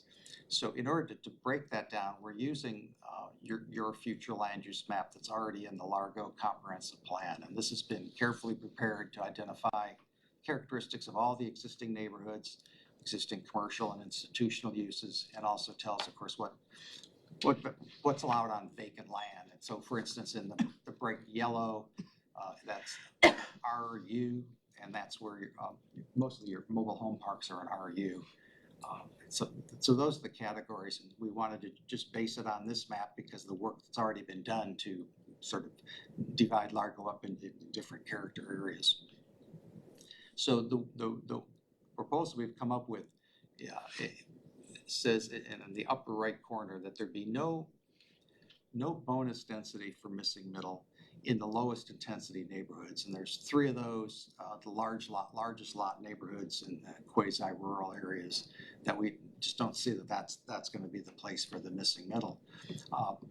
The small type missing middle would go in RU, where I described as where the mobile home parks and other older neighborhoods that have duplexes and triplexes already scattered among them, and also RL, which is probably the most common residential classification in Largo. And then either the small or the medium type could go in all your multifamily districts, starting with residential, low, medium, and higher end, and all the commercial districts. So when I say that the bonus, what I'm talking about is there would actually be a separate bonus density program that would, without that, you really can't do this missing middle at all. And you can't just raise the densities in your classifications because you're governed by the countywide plan, which sets density caps for each of these districts. So when the Pinellas Planning Council decided they were interested in missing middle, they about 5 years ago, they realized actually their own density caps were the major hurdle. Their own ones that they're enforcing on you is the major hurdle. And their decision was a pretty good one. And they said, okay, what any communities who want to encourage missing middle housing can actually set up a density bonus just for missing middle housing. And we're talking about a bonus that would allow maybe double the current density. So if the current density cap is 5 units per acre, it would be 10. Or if the current density cap is 7.5, it would be 15. So basically, this is where the bonuses would apply. Interestingly, the way your code is written, basically all of these types are classified as some kind of multifamily, and they're all allowed everywhere when you look at the CDC quickly. But when you get to, chapter 14 or chapter 15, you find out the density rules actually disallow the very kind of housing that somewhere else in the code says is allowed, which is not uncommon in zoning codes, but we just think we can do better than that.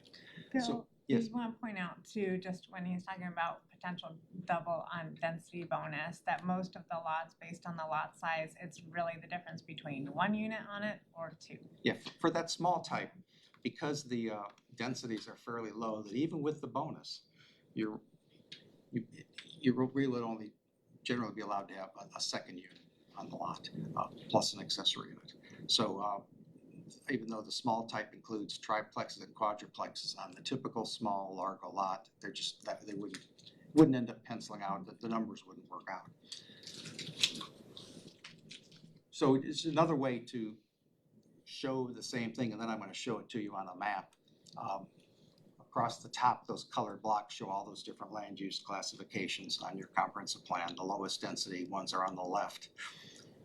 So the line in the middle that says small type, that small type missing middle bonus would not apply in the 3 lowest density classifications, but it would be allowed in any of the others.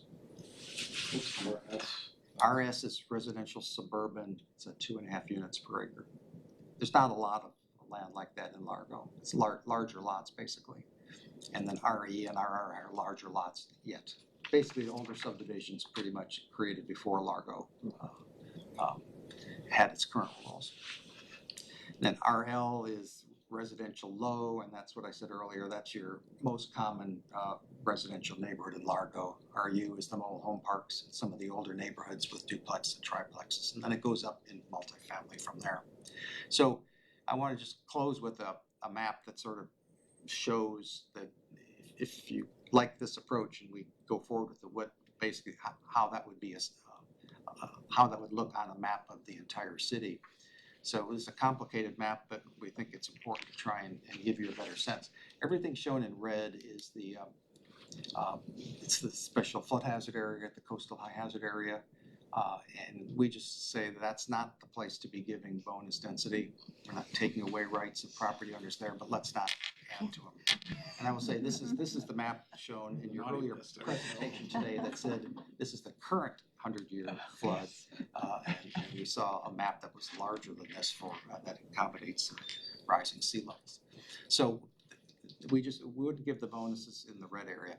In the dark gray area, there also would be no bonuses because those are industrial lands, and those are those 3 low-density residential areas and institutional lands, land that the city owns, parks, and for instance. So for this discussion, what's important is the other 2 blue colors. The lighter blue is small type only.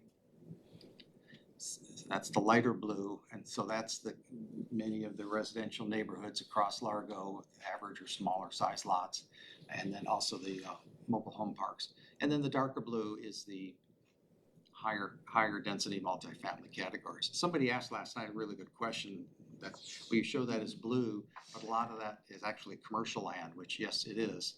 And a lot of it has things like the Largo Mall that's not going away anytime soon. Yes, this basically is what your code would allow if somebody wants to redevelop those properties. So it's not going to have any immediate effect, except it's one more option for redevelopment when the existing uses that are in place are deemed obsolete by their owners.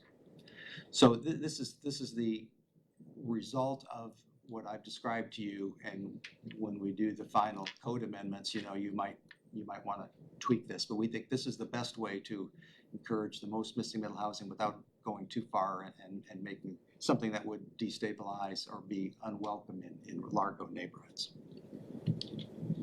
Are there any questions before we move on? And I just might add a comment. This is where the conversation that Maggie had about if you overlay deed restricted areas there, There'd be a lot less. that light blue would shrink a lot. Yes.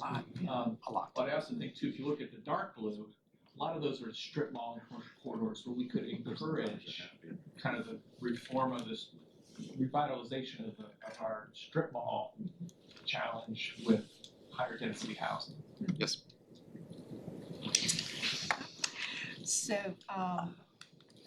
we should just acknowledge that most of the missing middle housing will be market rate. It won't be explicitly assisted housing, but it will be more naturally affordable because it's smaller units.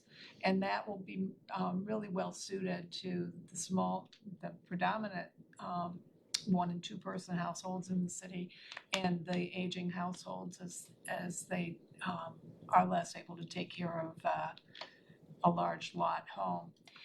When we use the missing middle density bonus, we're suggesting that if you're doing more than 10 units, that the city should require a portion of those to be affordable.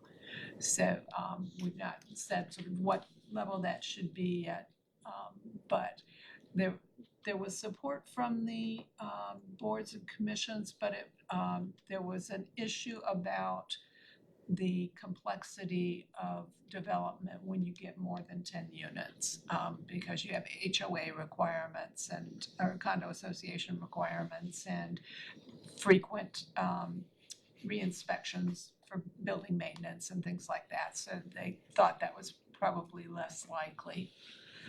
And then the last item is that some of your incentives for affordable housing, and certainly those from the state in the Live Local Act, set the give incentives for housing that is affordable at 120% of area median income.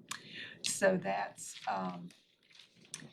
really almost market rate rents. There's very little difference between that affordable level and what the market is offering at the current time. And so we would suggest that if you're going to provide incentives, that you target those incentives to households at 60 to 80% of area median income, because our housing needs assessment really said that's where the bulk of the people are, than the families that need help. So. Thank you. Commissioner Holmes has a question. Sorry. I have 2 questions for you. You're using terminologies about missing middle and small. What's the living area square footage average of these houses? That's number 1. Number 2, have we entertained the allowing the shotgun houses by any chance? Those are the cottage courts you're probably speaking of, the small. Like Well, in New the Orleans. shotgun houses, they're very narrow and long. That's Louisiana's famous for them. Right. They would be basically allowed as single family homes, and because a shotgun house is an individual house on a lot with a side yard, so it would not actually fall into missing middle. It would be allowed under your single family regulations if somebody wants to. Unless it's a cottage court. Okay, Unless but it's- but you'd have a problem with the lot size though. Yes. But still in all, what's these housing items that you're talking about? What's the square footage of them, high and low? Well, what we recommend is that as far as how Largo would regulate that, it'd be regulated probably by the impervious service ratio. So it's not a matter of each individual unit has to be a certain size or can't be more than 1,200 square feet, but it would actually be limited by the amount of impervious on the lot. So if you built a 2-story unit, you could build more square footage because you're actually covering less of the lot. We'd rather not have either a minimum or maximum house values because, if people only need 800 square feet and can afford it, only afford 800 square feet, you know, why require them like some cities do to be larger than that? And on the larger, the maximum size is really gonna be limited by building height, by setbacks, and by impervious surface ratio. And Bill, just added to that, I think one of the things in your report was that there is currently a maximum or a minimum of maybe 1,400 square feet that's in the code. I can't remember the exact amount, but it would be removing that. Florida Building Code has it doesn't define a specific minimum housing size. We looked into it. It's got other provisions for a number of rooms and so forth. But removing that allows some flexibility. And then also another provision would be allowing this missing middle density bonus to supersede the minimum lot size. So when you have, for example, Cottage Court, where you have a row of smaller homes, in a development, if you're using this missing middle density bonus, then the lot sizes could be smaller too. So it's not just a tiny house on a huge lot. And that could actually address your question on the shotgun houses, because that's actually a good point. They don't need lots as wide as a standard single-family house, especially a ranch house that's wide. That's an idea we might be able to work into this. So in other words, if you're creating a new neighborhood of shotgun houses, the lots could be made smaller. Obviously, it wouldn't help for existing lots. Yeah, but there was a house right around the corner from City Hall. Woody can give you all the detail on it, but the place was so full of termites and everything else. The only thing we could do is tear it down. But I think they got didn't we give them a variance on that where they could build a smaller house on a small lot, a non-conforming lot? They did come in for a variance and it was granted. And yeah, it's and right around the corner from City Hall. We've talked about making it so that in the future, a similarly situated lot could build a house back. And it was changed in 2023. Yeah, independent of this. Correct. Right. Right. So this would allow through missing middle, which they'll explain a little. Actually, we're probably getting into it right now about what else might be in that missing middle density bonus as far as design standards. So if you're using that bonus, here's what you need to include as well. So I had a quick question on this. Yeah. What type of incentivize units at 60% or 80% AMI? So what type of incentive? Well, traditionally, the one most often used is a density bonus. Right. So that would that be on top of the 10 plus units? Well, I'm sorry, would that be on top of the missing middle density bonus? It could be, we're saying in the, if they're specifically using the missing middle density bonus, it would be part of that bonus. But otherwise, it would be a separate. Yeah, because I mean, my thumb is similar to the boards last night. I know that we have density bonuses in the downtown and Clearwater Largo Road District, and we don't always get people that do affordable housing units for their projects because they, for whatever reason, those new units that we don't currently have still work to affect housing affordability in our city. And so I would hate to discourage somebody that wants to do 12 units all market because we require a portion of the units to be affordable and potentially walk away from that. I think that I'm happy with giving incentives for affordable units, but so there I guess our thought, there's not a lot of argument relative to 10 or 12 units as the break, but our thought was that you might have totally new subdivisions that were designed with missing middle throughout the area, and you'd sort of hate to give up an opportunity for some affordable units if they were building 200 units, right, for example. So maybe we could work through some alternative threshold. Okay, thank you. So on that too, just think about Tri-City Activity Center, I think is the model that was really well reflected off the Advantage Pinellas concepts as well, and the Penny for Pinellas, where the higher density bonus incentives were for the 60 and 80%. So you have your retail workers able to work right where the jobs are. Right. And so, but we don't have that like in the Clearwater Largo Road in West Bay. It's only 120%. Clearwater Largo Road has a tiny incentive if they put some of those for 80% AMI. But if we're gonna have those jobs downtown too, really making sure that our retail workforce and restaurant workforce have a place to live too. So I think it's just shifting a little bit, even if it's that mix like we do in Clearwater Largo Road, where it's part 80% or 60% and part 120. Tiered. Some sort of, right, like a tiered, and that's how Tri-City is, it's tiered. You get more if you're helping some of the lower income households. Right, and that I'm fine with, yeah, that's good, thank you. So I have a question about affordable units, and I've asked this question in the past because the agreements for affordability usually run 20 or 30 years, and then they expire, and everything becomes market rate, and you've lost your affordable inventory. Do we know of the projects that are affordable now in the city, up and down Clearwater Largo Road and around the city? What's coming up for, on their 30th birthday, or how close are they to their 30th birthday? And what are we gonna do about that? Good question. Well, we can't do anything about it on our own, but yes, those are on our mind. I think Bel Air Place Apartments is probably the closest one to that.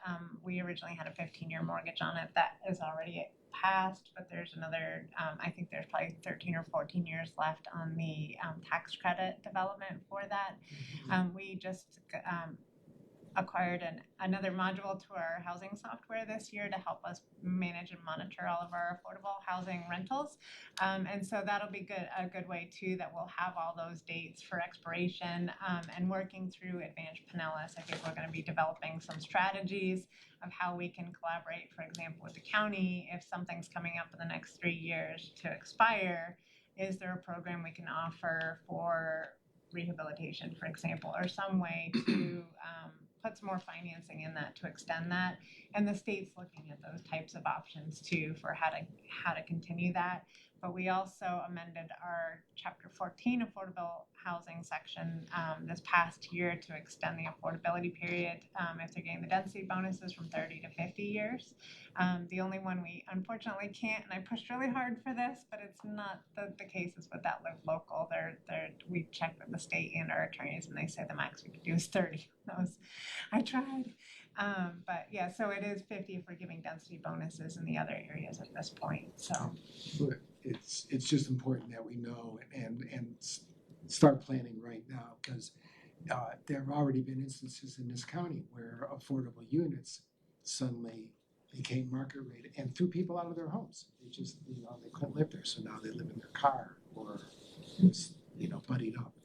I would really like to see something done so we can know as soon as possible. Some places not outside of Florida, I don't know Florida law, but I'm skeptical that this would be allowed, have what's called a right of first refusal, so that if anyone starts to sell an apartment building that includes affordable units, either naturally occurring units or assisted units, they have to they find a buyer, but then they have to offer the property to the local government to buy at that same price. And in some cases, what happens then is the local government brings in a nonprofit manager to buy the property, and typically they reinvest and refurbish it, and then the affordability is extended much longer. But it's a state enabling A lot question. of the state funding, the tax credits, and our state housing initiative partnership program require us to have a right of first refusal in the contracts. Again, it depends on the affordability period and if we can actually pull together the money if it comes up. So. I like that idea. It can get costly if you do it 2 or 3 times. Especially the refurbishment. Yeah, I'll keep moving. So that was great. So next topic we want to discuss is design standards. So I'm going to go through this one relatively quickly.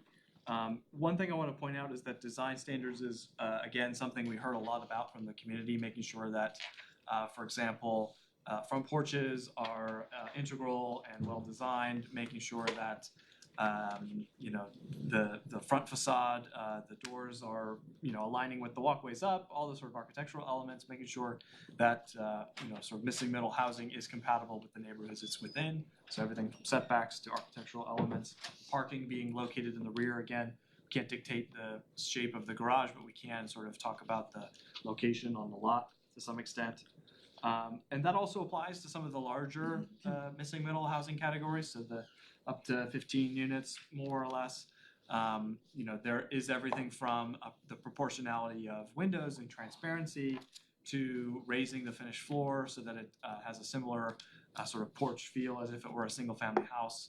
But then also everything from on-street parking to how we treat the public realm with walkable tree-lined streets, sort of small garden, dooryards type of architecture. So, you know, again, this is just as applicable to larger missing middle, which what we're calling medium missing middle, to smaller missing middle categories. You know, the next slide is going to really talk about our draft ideas, and you'll see on the right the ranking from last night's meeting, from what we heard from the folks there. One thing I do want to mention for this specifically is, again, anytime it's a sort of a balance. Anytime you add design standards, it does affect the affordability of the units. So if you're making, for example, raising the finished floor of a larger building, that cost of raising the finished floor is going to inevitably find its way into the rents of the units themselves. So there is a balance to be struck between design standards and architecture and the site design with the affordability of the site. So really, again, the 5 ideas that we have listed right now are to sort of regulate the location of the parking spaces, especially where parking in front would be most out of place. Regulate the maximum width of buildings so that we don't have overly wide, you know, ranch scale housing in a more urban style neighborhood, for example, a historic neighborhood. Require doors and windows on buildings so that they face the street and the public realm. This also applies to prohibiting blank walls, specifically those on the front facades, more importantly. Also encouraging design elements such as porches and balconies, and also dimensional standards, so setbacks, lot coverage, to make sure that they're in line with the properties next door, that we have sort of all of the things that make these sort of hide in plain sight, I think is part of the strategy. So again, the ranking for that was the dimensional standards being most important, porches and balconies, how they address the street is sort of second most important, and third was the location of parking.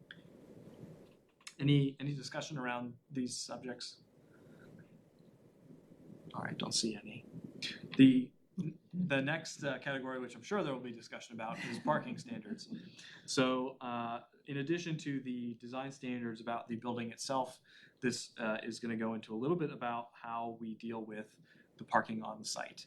And just wanted to put up a map of the activity centers and special corridors. We are keeping in mind things like transit plans from the county level, the neighborhood and employment activity centers, for example, and how those impact walkability and parking.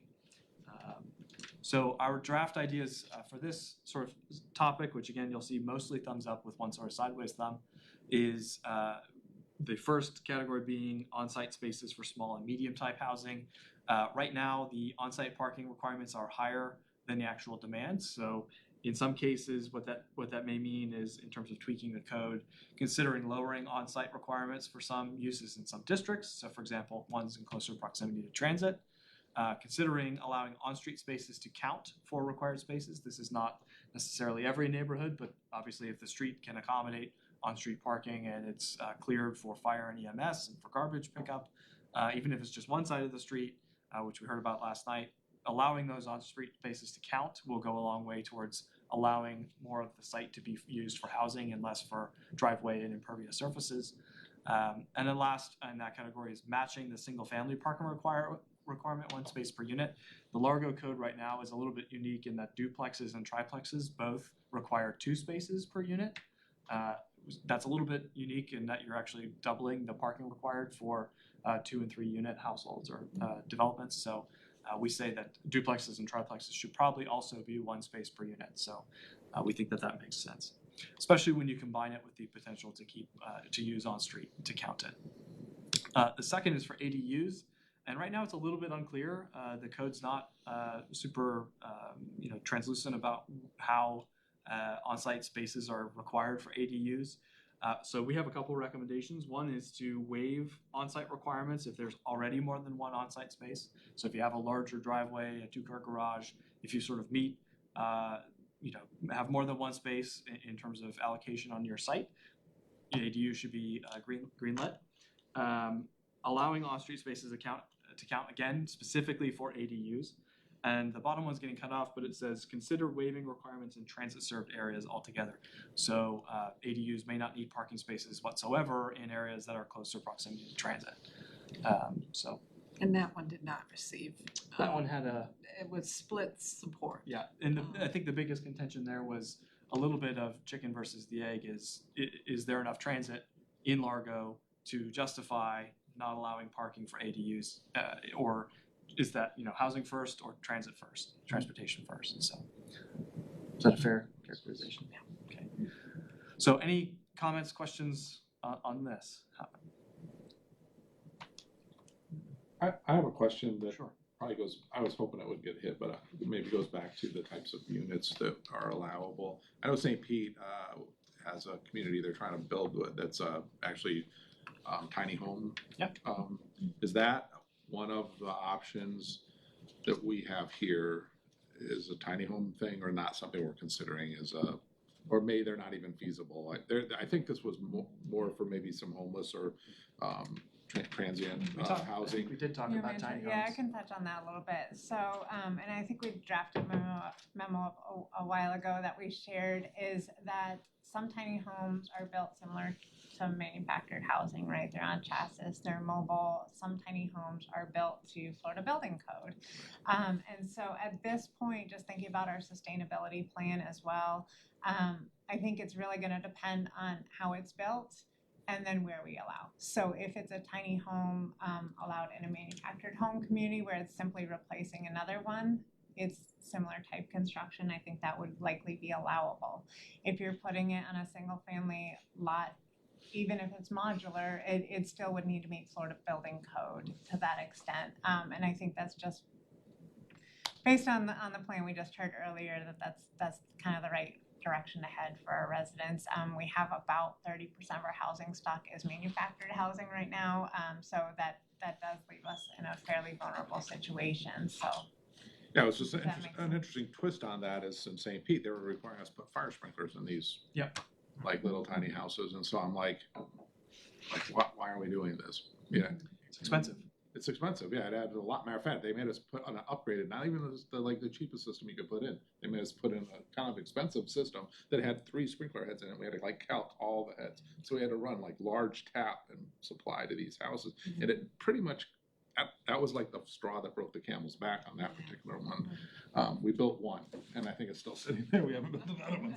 So it's just interesting, So that was driven by the fire authority, but So potentially at the end of this process, if somebody wanted to do a tiny home for an accessory dwelling unit in their backyard, Florida Building Code, they'd probably be able to do it, correct? correct. And it could be modular, meaning it was basically built in a factory and put on as long as it meets Florida Building Code, or it could be built on site. We have our the USF students, I think I had mentioned, had done some research on some different programs. So there's even some companies right here in Pinellas that build on site really cute 400 and 500 square foot ADUs. They've got a little tiny porch out front and so forth, and they're accessible, which is another factor that our Affordable Housing Advisory Committee brought up as well. So. Yeah, the terminology between tiny house, cottage, ADU, casita, they're all sort of the same general thing. It's, smaller housing. I think the determining factor is whether or not it's on wheels and if it meets the Florida Building Code. Yeah. That determines a tiny house versus a cottage then? More or less. Yeah, there's no official term or dictionary or guidance, I don't think. What's your Sizing. name, buddy? Yeah, right, I get it. we looked into the Florida Building Code. There's a whole separate section that would have to be approved that's specifically called tiny homes. We talked to the building official, was not supportive at this time of it. Basically, you can build a similar size house with the regular parts of the Florida Building Code.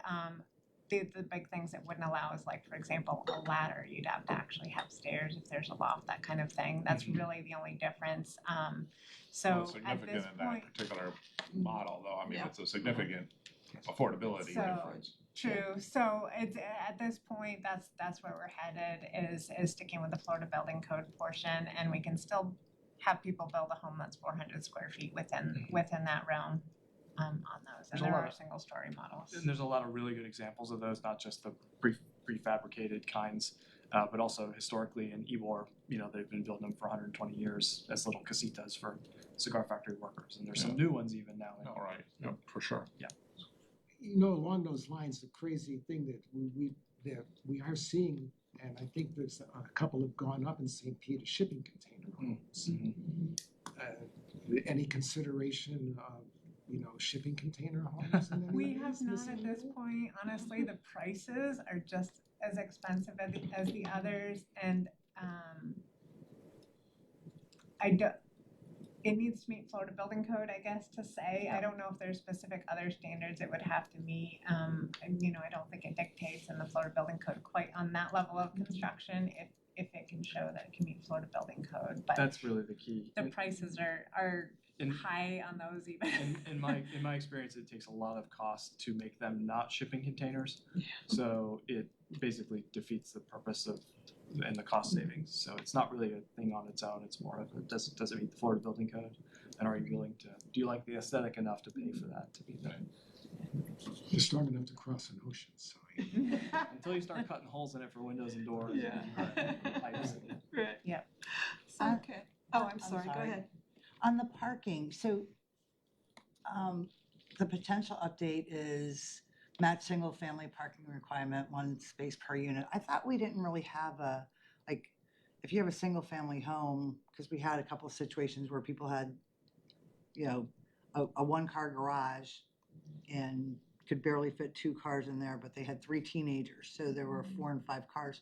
So we really didn't have, I thought we didn't have any real regulations on parking for single homes. So if that's the case, then it wouldn't, to me, it wouldn't matter if you had an ADU on there as well, because it would still just be kind of a single family home, correct? So It is 1 space per unit required, so like if you're building a new single-family home development, that would be the requirement, is 1 space per unit. okay, so the requirement to have that, but you can still put 4 cars in. And that fluctuates. Yeah. I'm in that same boat right now. In 2 more years, I'll probably have fewer cars in the house. But you do have to remember like impervious surfaces, for example. So you could technically build a 1-car garage and have a 1/4 mile long driveway, and that could fit 15 cars if you wanted. But that may tip you over the impervious surfaces ratio that you're allowed. So Because I do have a pet peeve about people parking on both sides of the street.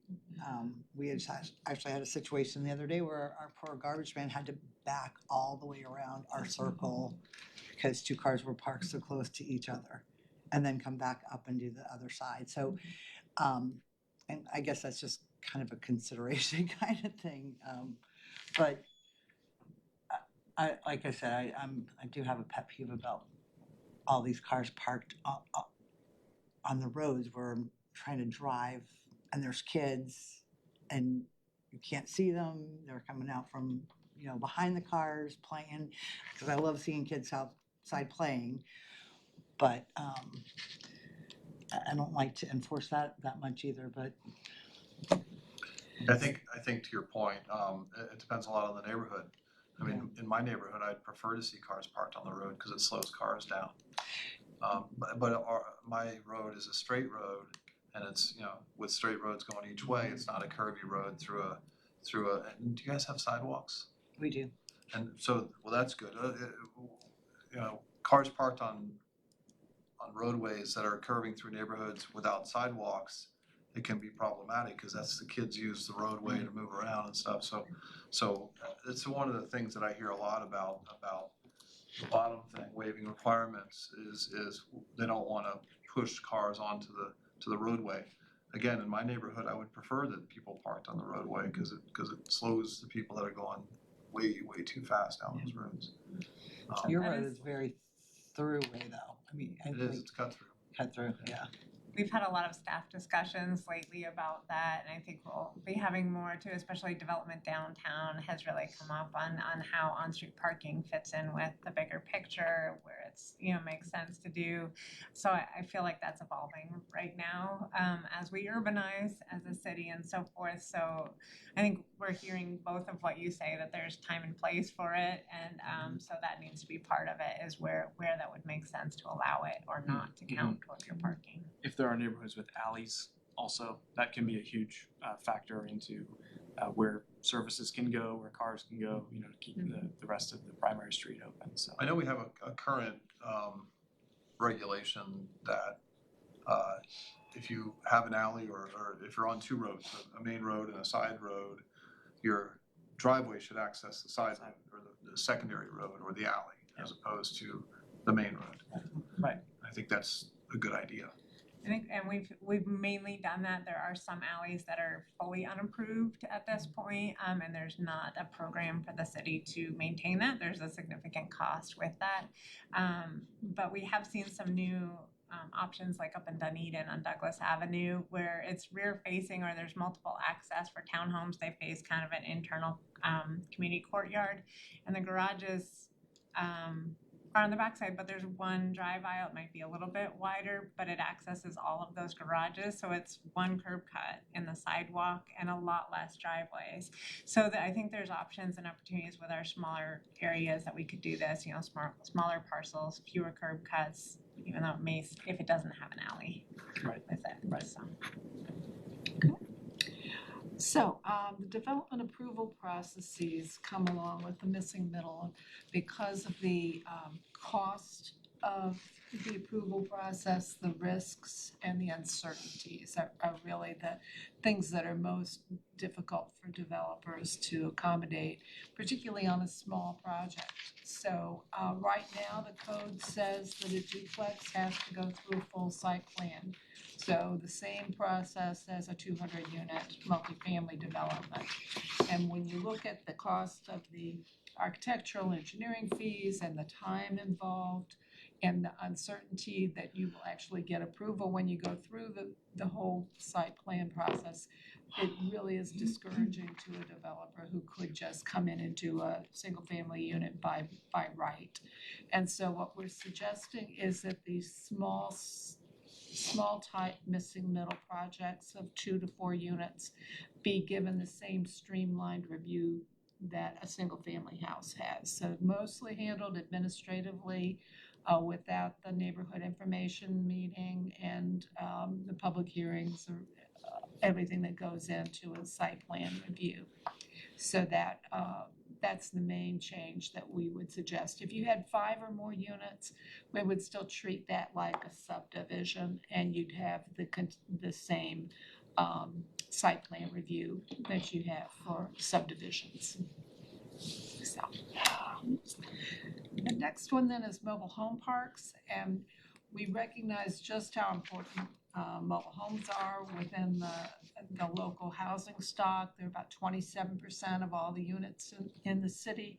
They are a much greater percentage of the affordable units in the city, so we have to be certain that we're cognizant of their importance and respect that. We're going through a separate process. The codes that deal with mobile homes are complex and in some cases contradictory and certainly confusing. So we're working through the whole section 19 to try to replace that, and we'll bring that back to you at a later time. In the meantime, the state law says that you have if a natural disaster wipes out houses in a mobile home park, they have to be allowed to be replaced, and we just make the development code consistent with that state regulation. But then what we're suggesting is that right now you can't really come in and replace a single mobile home you have to, it just doesn't work with the zoning. And so we want to expand the opportunities so that you could replace that single mobile home with a stick-built or a modular unit that met Florida building code. So that if over time, some of the older mobile home parks, when some of the units deteriorate to the point where they should be removed, if we could replace them with cottage courts or villas or something similar in scale that would maintain that feeling of the community and the closeness that they've developed through the years, we would suggest that that would be a good solution to help with the resiliency and particularly, with these kinds of windstorms, to make those a long-term part of the county, part of the city's housing stock and affordable housing stock in particular. Questions on that? Are there other cities around that allow that? It's actually very unusual to be allowed, very unusual. And we know mobile homes deteriorate like every other building, and the idea that the government is saying you can't put a home of similar size, maybe a shotgun house in there, doesn't really make sense. Now, the park owner might not want to do that.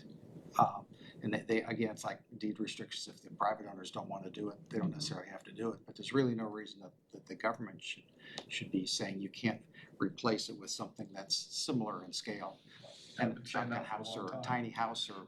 So do you think the motivation or the reason that there's very few local governments, or maybe none, that allow Florida building code homes to go on those where the mobile home used to be, is because all of them kind of secretly hope that they get redeveloped into something other than a mobile home park?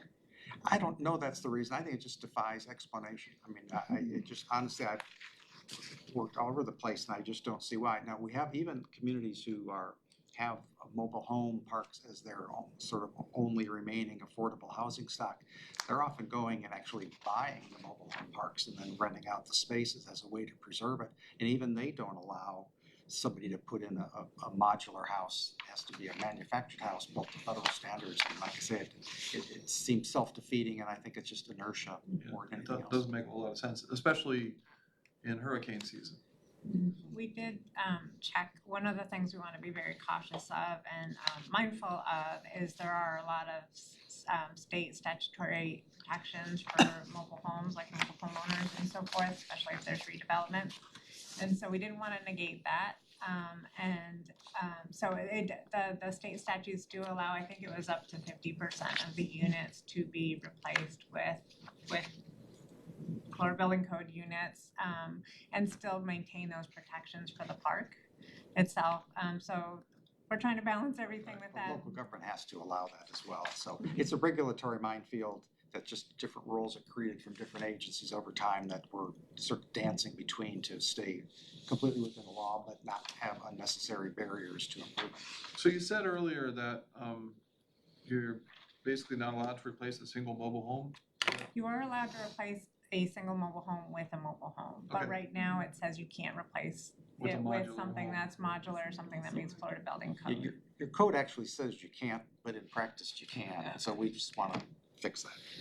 So the code currently says you can't, but in reality, if somebody's home burns down in a really nice little mobile home park, Okay. They come in and they get a permit because it would not be sensible to say you can't. But Right. we want to change the law so your staff doesn't have to. Okay. They can just follow the law while they're doing their Right. business. Thank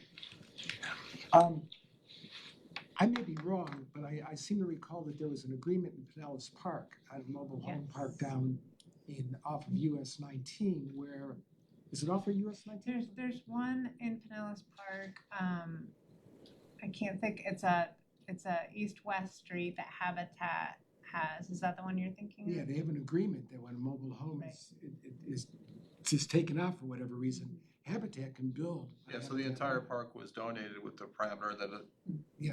remains affordable, and Mhm. Habitat, as somebody, they didn't want to force anybody out, But as the units go, they right, build and a they Habitat. come in and build a shotgun home, basically. And it was, Which they- that's only allowed on that part, from my understanding. Yeah, yeah. But it's gonna become a great habitat And community. then Commissioner Hulk helped paint the porch on one of them. We did. Did you paint a few of those? We all were out We all there, did. yeah. We're in the last And one. it's beautiful. I mean, the transition as you drive through is like, wow, you know, it's just wow. And the people are so proud of the homes in there. So it was very heartwarming on top of it, yeah. So our last topic is regional stormwater ponds and just treatment of stormwater retention requirements. What we found is in trying to fit more units, using missing middle or other changes in regulations, the stormwater on-site retention ponds are a major issue. They can take 20 to 30% of your site. And so the Florida law says that single-family units and developments up to 5 units are exempt from on-site retention. And we would suggest that that same rule be extended to quads or and triplexes as well. So you can still regulate the impervious surface ratio as a way to, you know, make sure you keep the green space and not send water sheeting off onto your neighbor's property. But it does really help. The other part is that these regional facilities, so Bayhead Action Park uses 5 acres for a stormwater retention pond. That really helped to allow this new development on West Bay Drive, CRD, because the stormwater didn't need to be retained on site. It was piped off to this regional pond, which serves just as an amenity in any case. So we would suggest, you know, that there be some consideration given to creating more regional facilities that would help to make new development possible. So we talked in terms of extending the exemption for on-site retention to include quadplexes to match up with our definition of the small type missing middle, and to again explore options for additional regional stormwater facilities. Which could have living shorelines, piggybacking off of the previous presentation. Right. Okay. Well, that picture is really old because all those trees are way, way bigger. Good. And I think that's I mean, we're talking about in the medical arts district. I know housing's not currently allowed in the medical arts district, and maybe we can get away from that to allow for mixed use housing where it's medical offices on the first floor and housing above it. Absolutely. And we're talking about doing some regional stormwater there. I think that'll be the next, but I think that looking for opportunities, especially places like our activity centers that are places we'd like to see some private investment and redevelopment, removing that need for on-site stormwater treatment is a huge thing. Part of the discussion last night, which didn't come up so much here today, was in missing middle, the actual development of live-work units too, where like in the old days, you know, you had a shop downstairs and the family lived upstairs, and those are becoming more desirable now too. So. And that would be compatible with that. Yeah. Live work's one of the types that can float between the small and medium type, small and medium categories. Yeah. The other nice thing about regional stormwater is generally it develops a park that wasn't necessarily a park there before as well. You know, Bayhead wasn't always a park for a while. It was just a stormwater pond, but we kind of just planted trees around it. It became this beautiful nature park. One of the Pinecrest Golf Course too. Yeah. One of our other sub-consultants that's not here, Applied Sciences, has worked on your regional stormwater facilities, so they have a really good insight into that process. And one of the other topics that came up was to not just think about regional stormwater facilities as ponds, but also your streets and sidewalks. Other public infrastructure can also be treated as low impact development or rain gardens, bioswales, those types of things too. Okay, so, that's, what we wanted to present tonight. All of the reports will be online shortly, and we're ready to start code drafting. I think with the hope of finishing and, the code changes and adopting them in December. Yeah, that's our current tentative timeline. There's a lot of, steps along the way.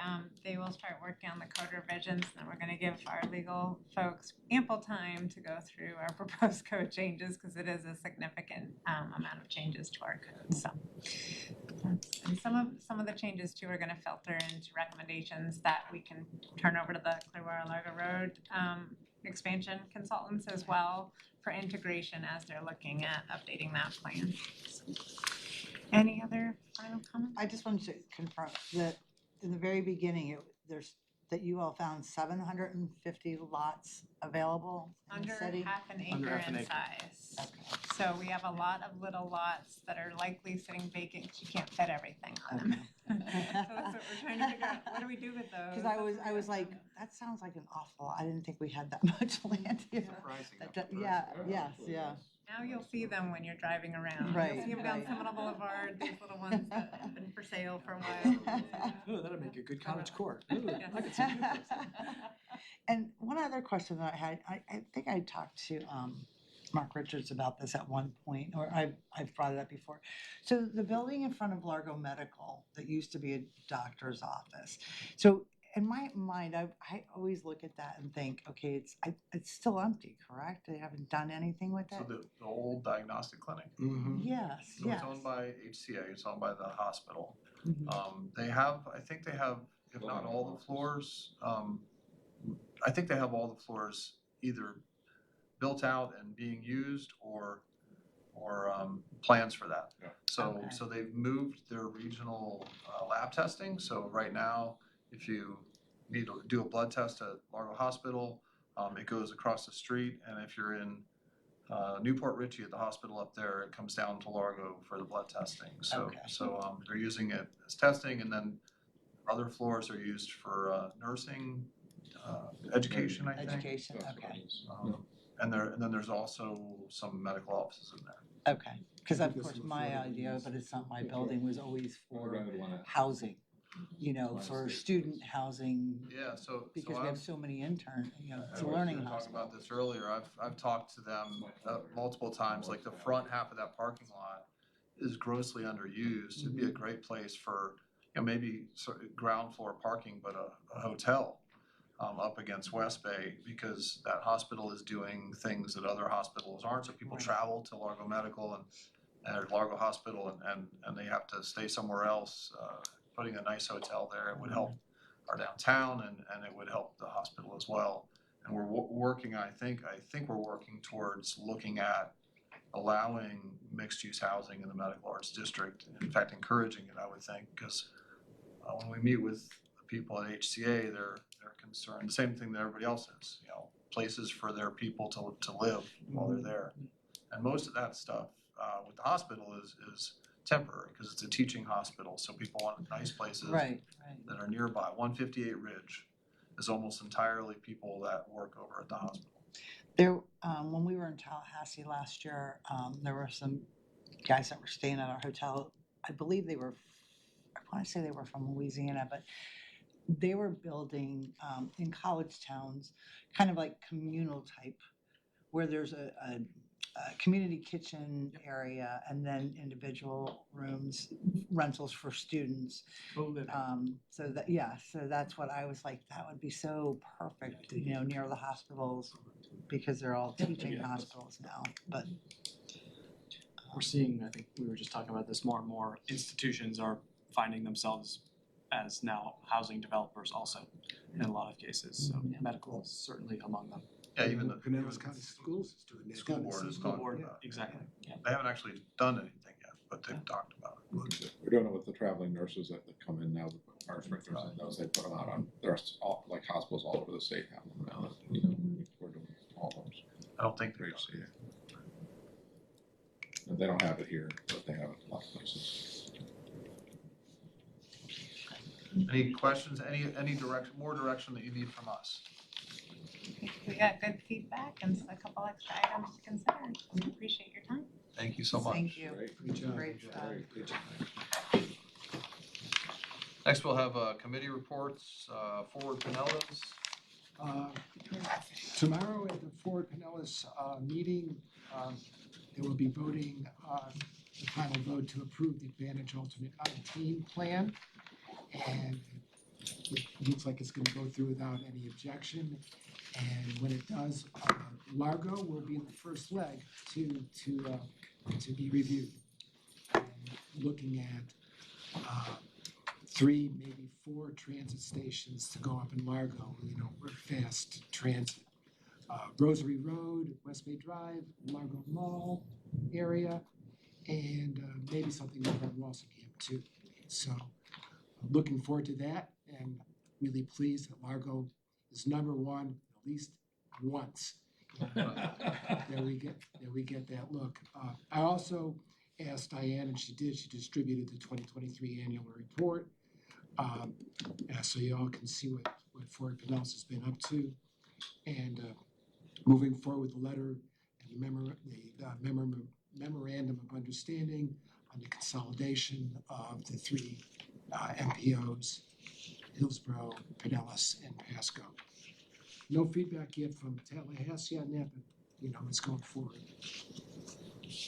Thank you. Pinellas Continuum of Care, anything? So our first meeting of the year will be this Friday, from 9 to 11. We have a COC membership drive, and then our regular meeting will be from 11 to 1. So hopefully more to report. And I didn't write this down, but I believe it's January 24th is the point in time count.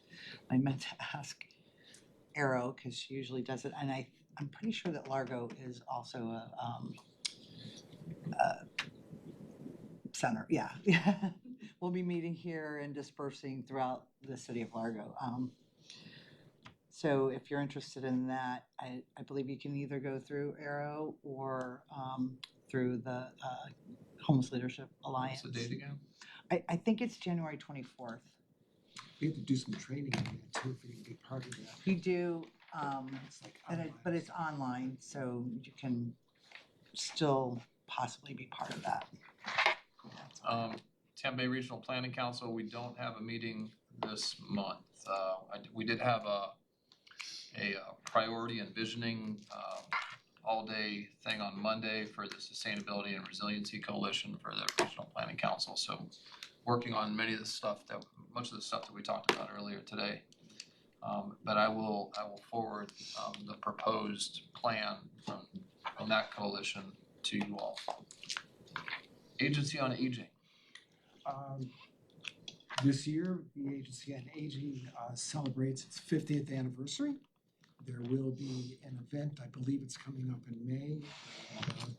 Sponsorship opportunities, if the city wants to jump in on a sponsorship, they're available. But also in the discussion today about affordability and 80% of seniors are, in distress when it comes to their housing. The agency's helpline just rings off the hook with seniors who are calling and their housing, they're threatened. Last year we received almost 2,700 calls about concern about housing, and well over 200 of those people had become homeless already, and the rest are housing insecure. So I would like if we would pay attention to that as we move forward with our missing middle plans and everything else, because it's an issue and it's only growing. Thanks. Thank you. And then items from the commission, Commissioner Johnson. I don't have anything. I will say this was a lot of reading to get done before this meeting. I didn't get it all done, but it was like 2 big packets. I don't know if that's most I've ever seen it that I can recall getting in one at one time. So, it was. Yeah, when the number was 178 pages. Yeah, it was a lot. So, anyways, it's just I don't know if that's. We've never had that happen, so I don't know that it happens all the time. Before Top of that, there were some good football games on. There were some good football games, but this was great. Both reports were great. I haven't gotten all the way through the resiliency part of this one, but they did a great job on them, so I was very impressed. Thank you, Commissioner Smith. I have nothing, thank you. Thank you, Commissioner Gerard, Vice Mayor Gerard. Nothing, thank you. And it says Commissioner Gerard and Vice Mayor Hall. Whoa, really? Old template, sorry. I'm sorry. No. Yeah. Oh, it does. And City Manager Schubert, he's gonna, A cut and paste. he's gonna zoom in.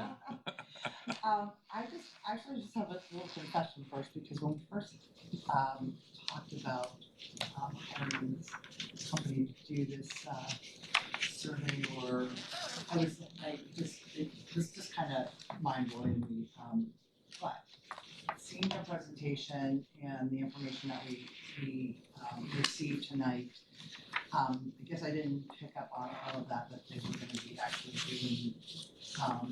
So I think it was a great presentation. It was very informative, and I learned a lot about the city. A lot more, which I do each and every meeting and encounter with great people that work for us. But thank Yeah, you. and at the public meetings, they did an amazing job too, getting good information out. Yes, yeah, I was able to attend half of one of those. Thank you. Commissioner Holmes. He waived the remainder of his time, I think. Thank you for being here, Commissioner Holmes. And virtually. Commissioner, let me see, I'm next, I don't have anything. And it says Mr. Schubert, but I'm gonna say. Really old template, Mr. Kerr. sorry. And I just want to say thanks to our team that presented tonight. I've seen these presentations, I think, each 2 or 3 times, but the effort put into the projects you saw tonight is phenomenal, and quite honestly, the reason we have such great team here is all the work that they put into it. So thanks to them. Also want to let the commission know, I did get to meet with the senior leadership at HCA last week. A terrific meeting. They expressed their confidence in the leadership here at the city, and as well as their intention to continue to partner with us in new and creative ways. So they really are open to engaging the city, and I'm very pleased with our meeting last week, and hope that all of you, if you haven't met with their team there, they are looking to continue to engage us and continue to be part of what we do here in Largo. And part of raising their presence in the community, their esteem in the region, is partnered with what we want to do here as a city. So, exciting meeting. We should all be excited. Very good. Action items aside from updating the template. Well, yeah, I'll put that, that's number one. Yeah, I had request by Commissioner Holmes for a copy of the Sustainability and Resilience Action Plan, and also the point in time is on January 25th. Very good. Thank you very much. Meeting is adjourned.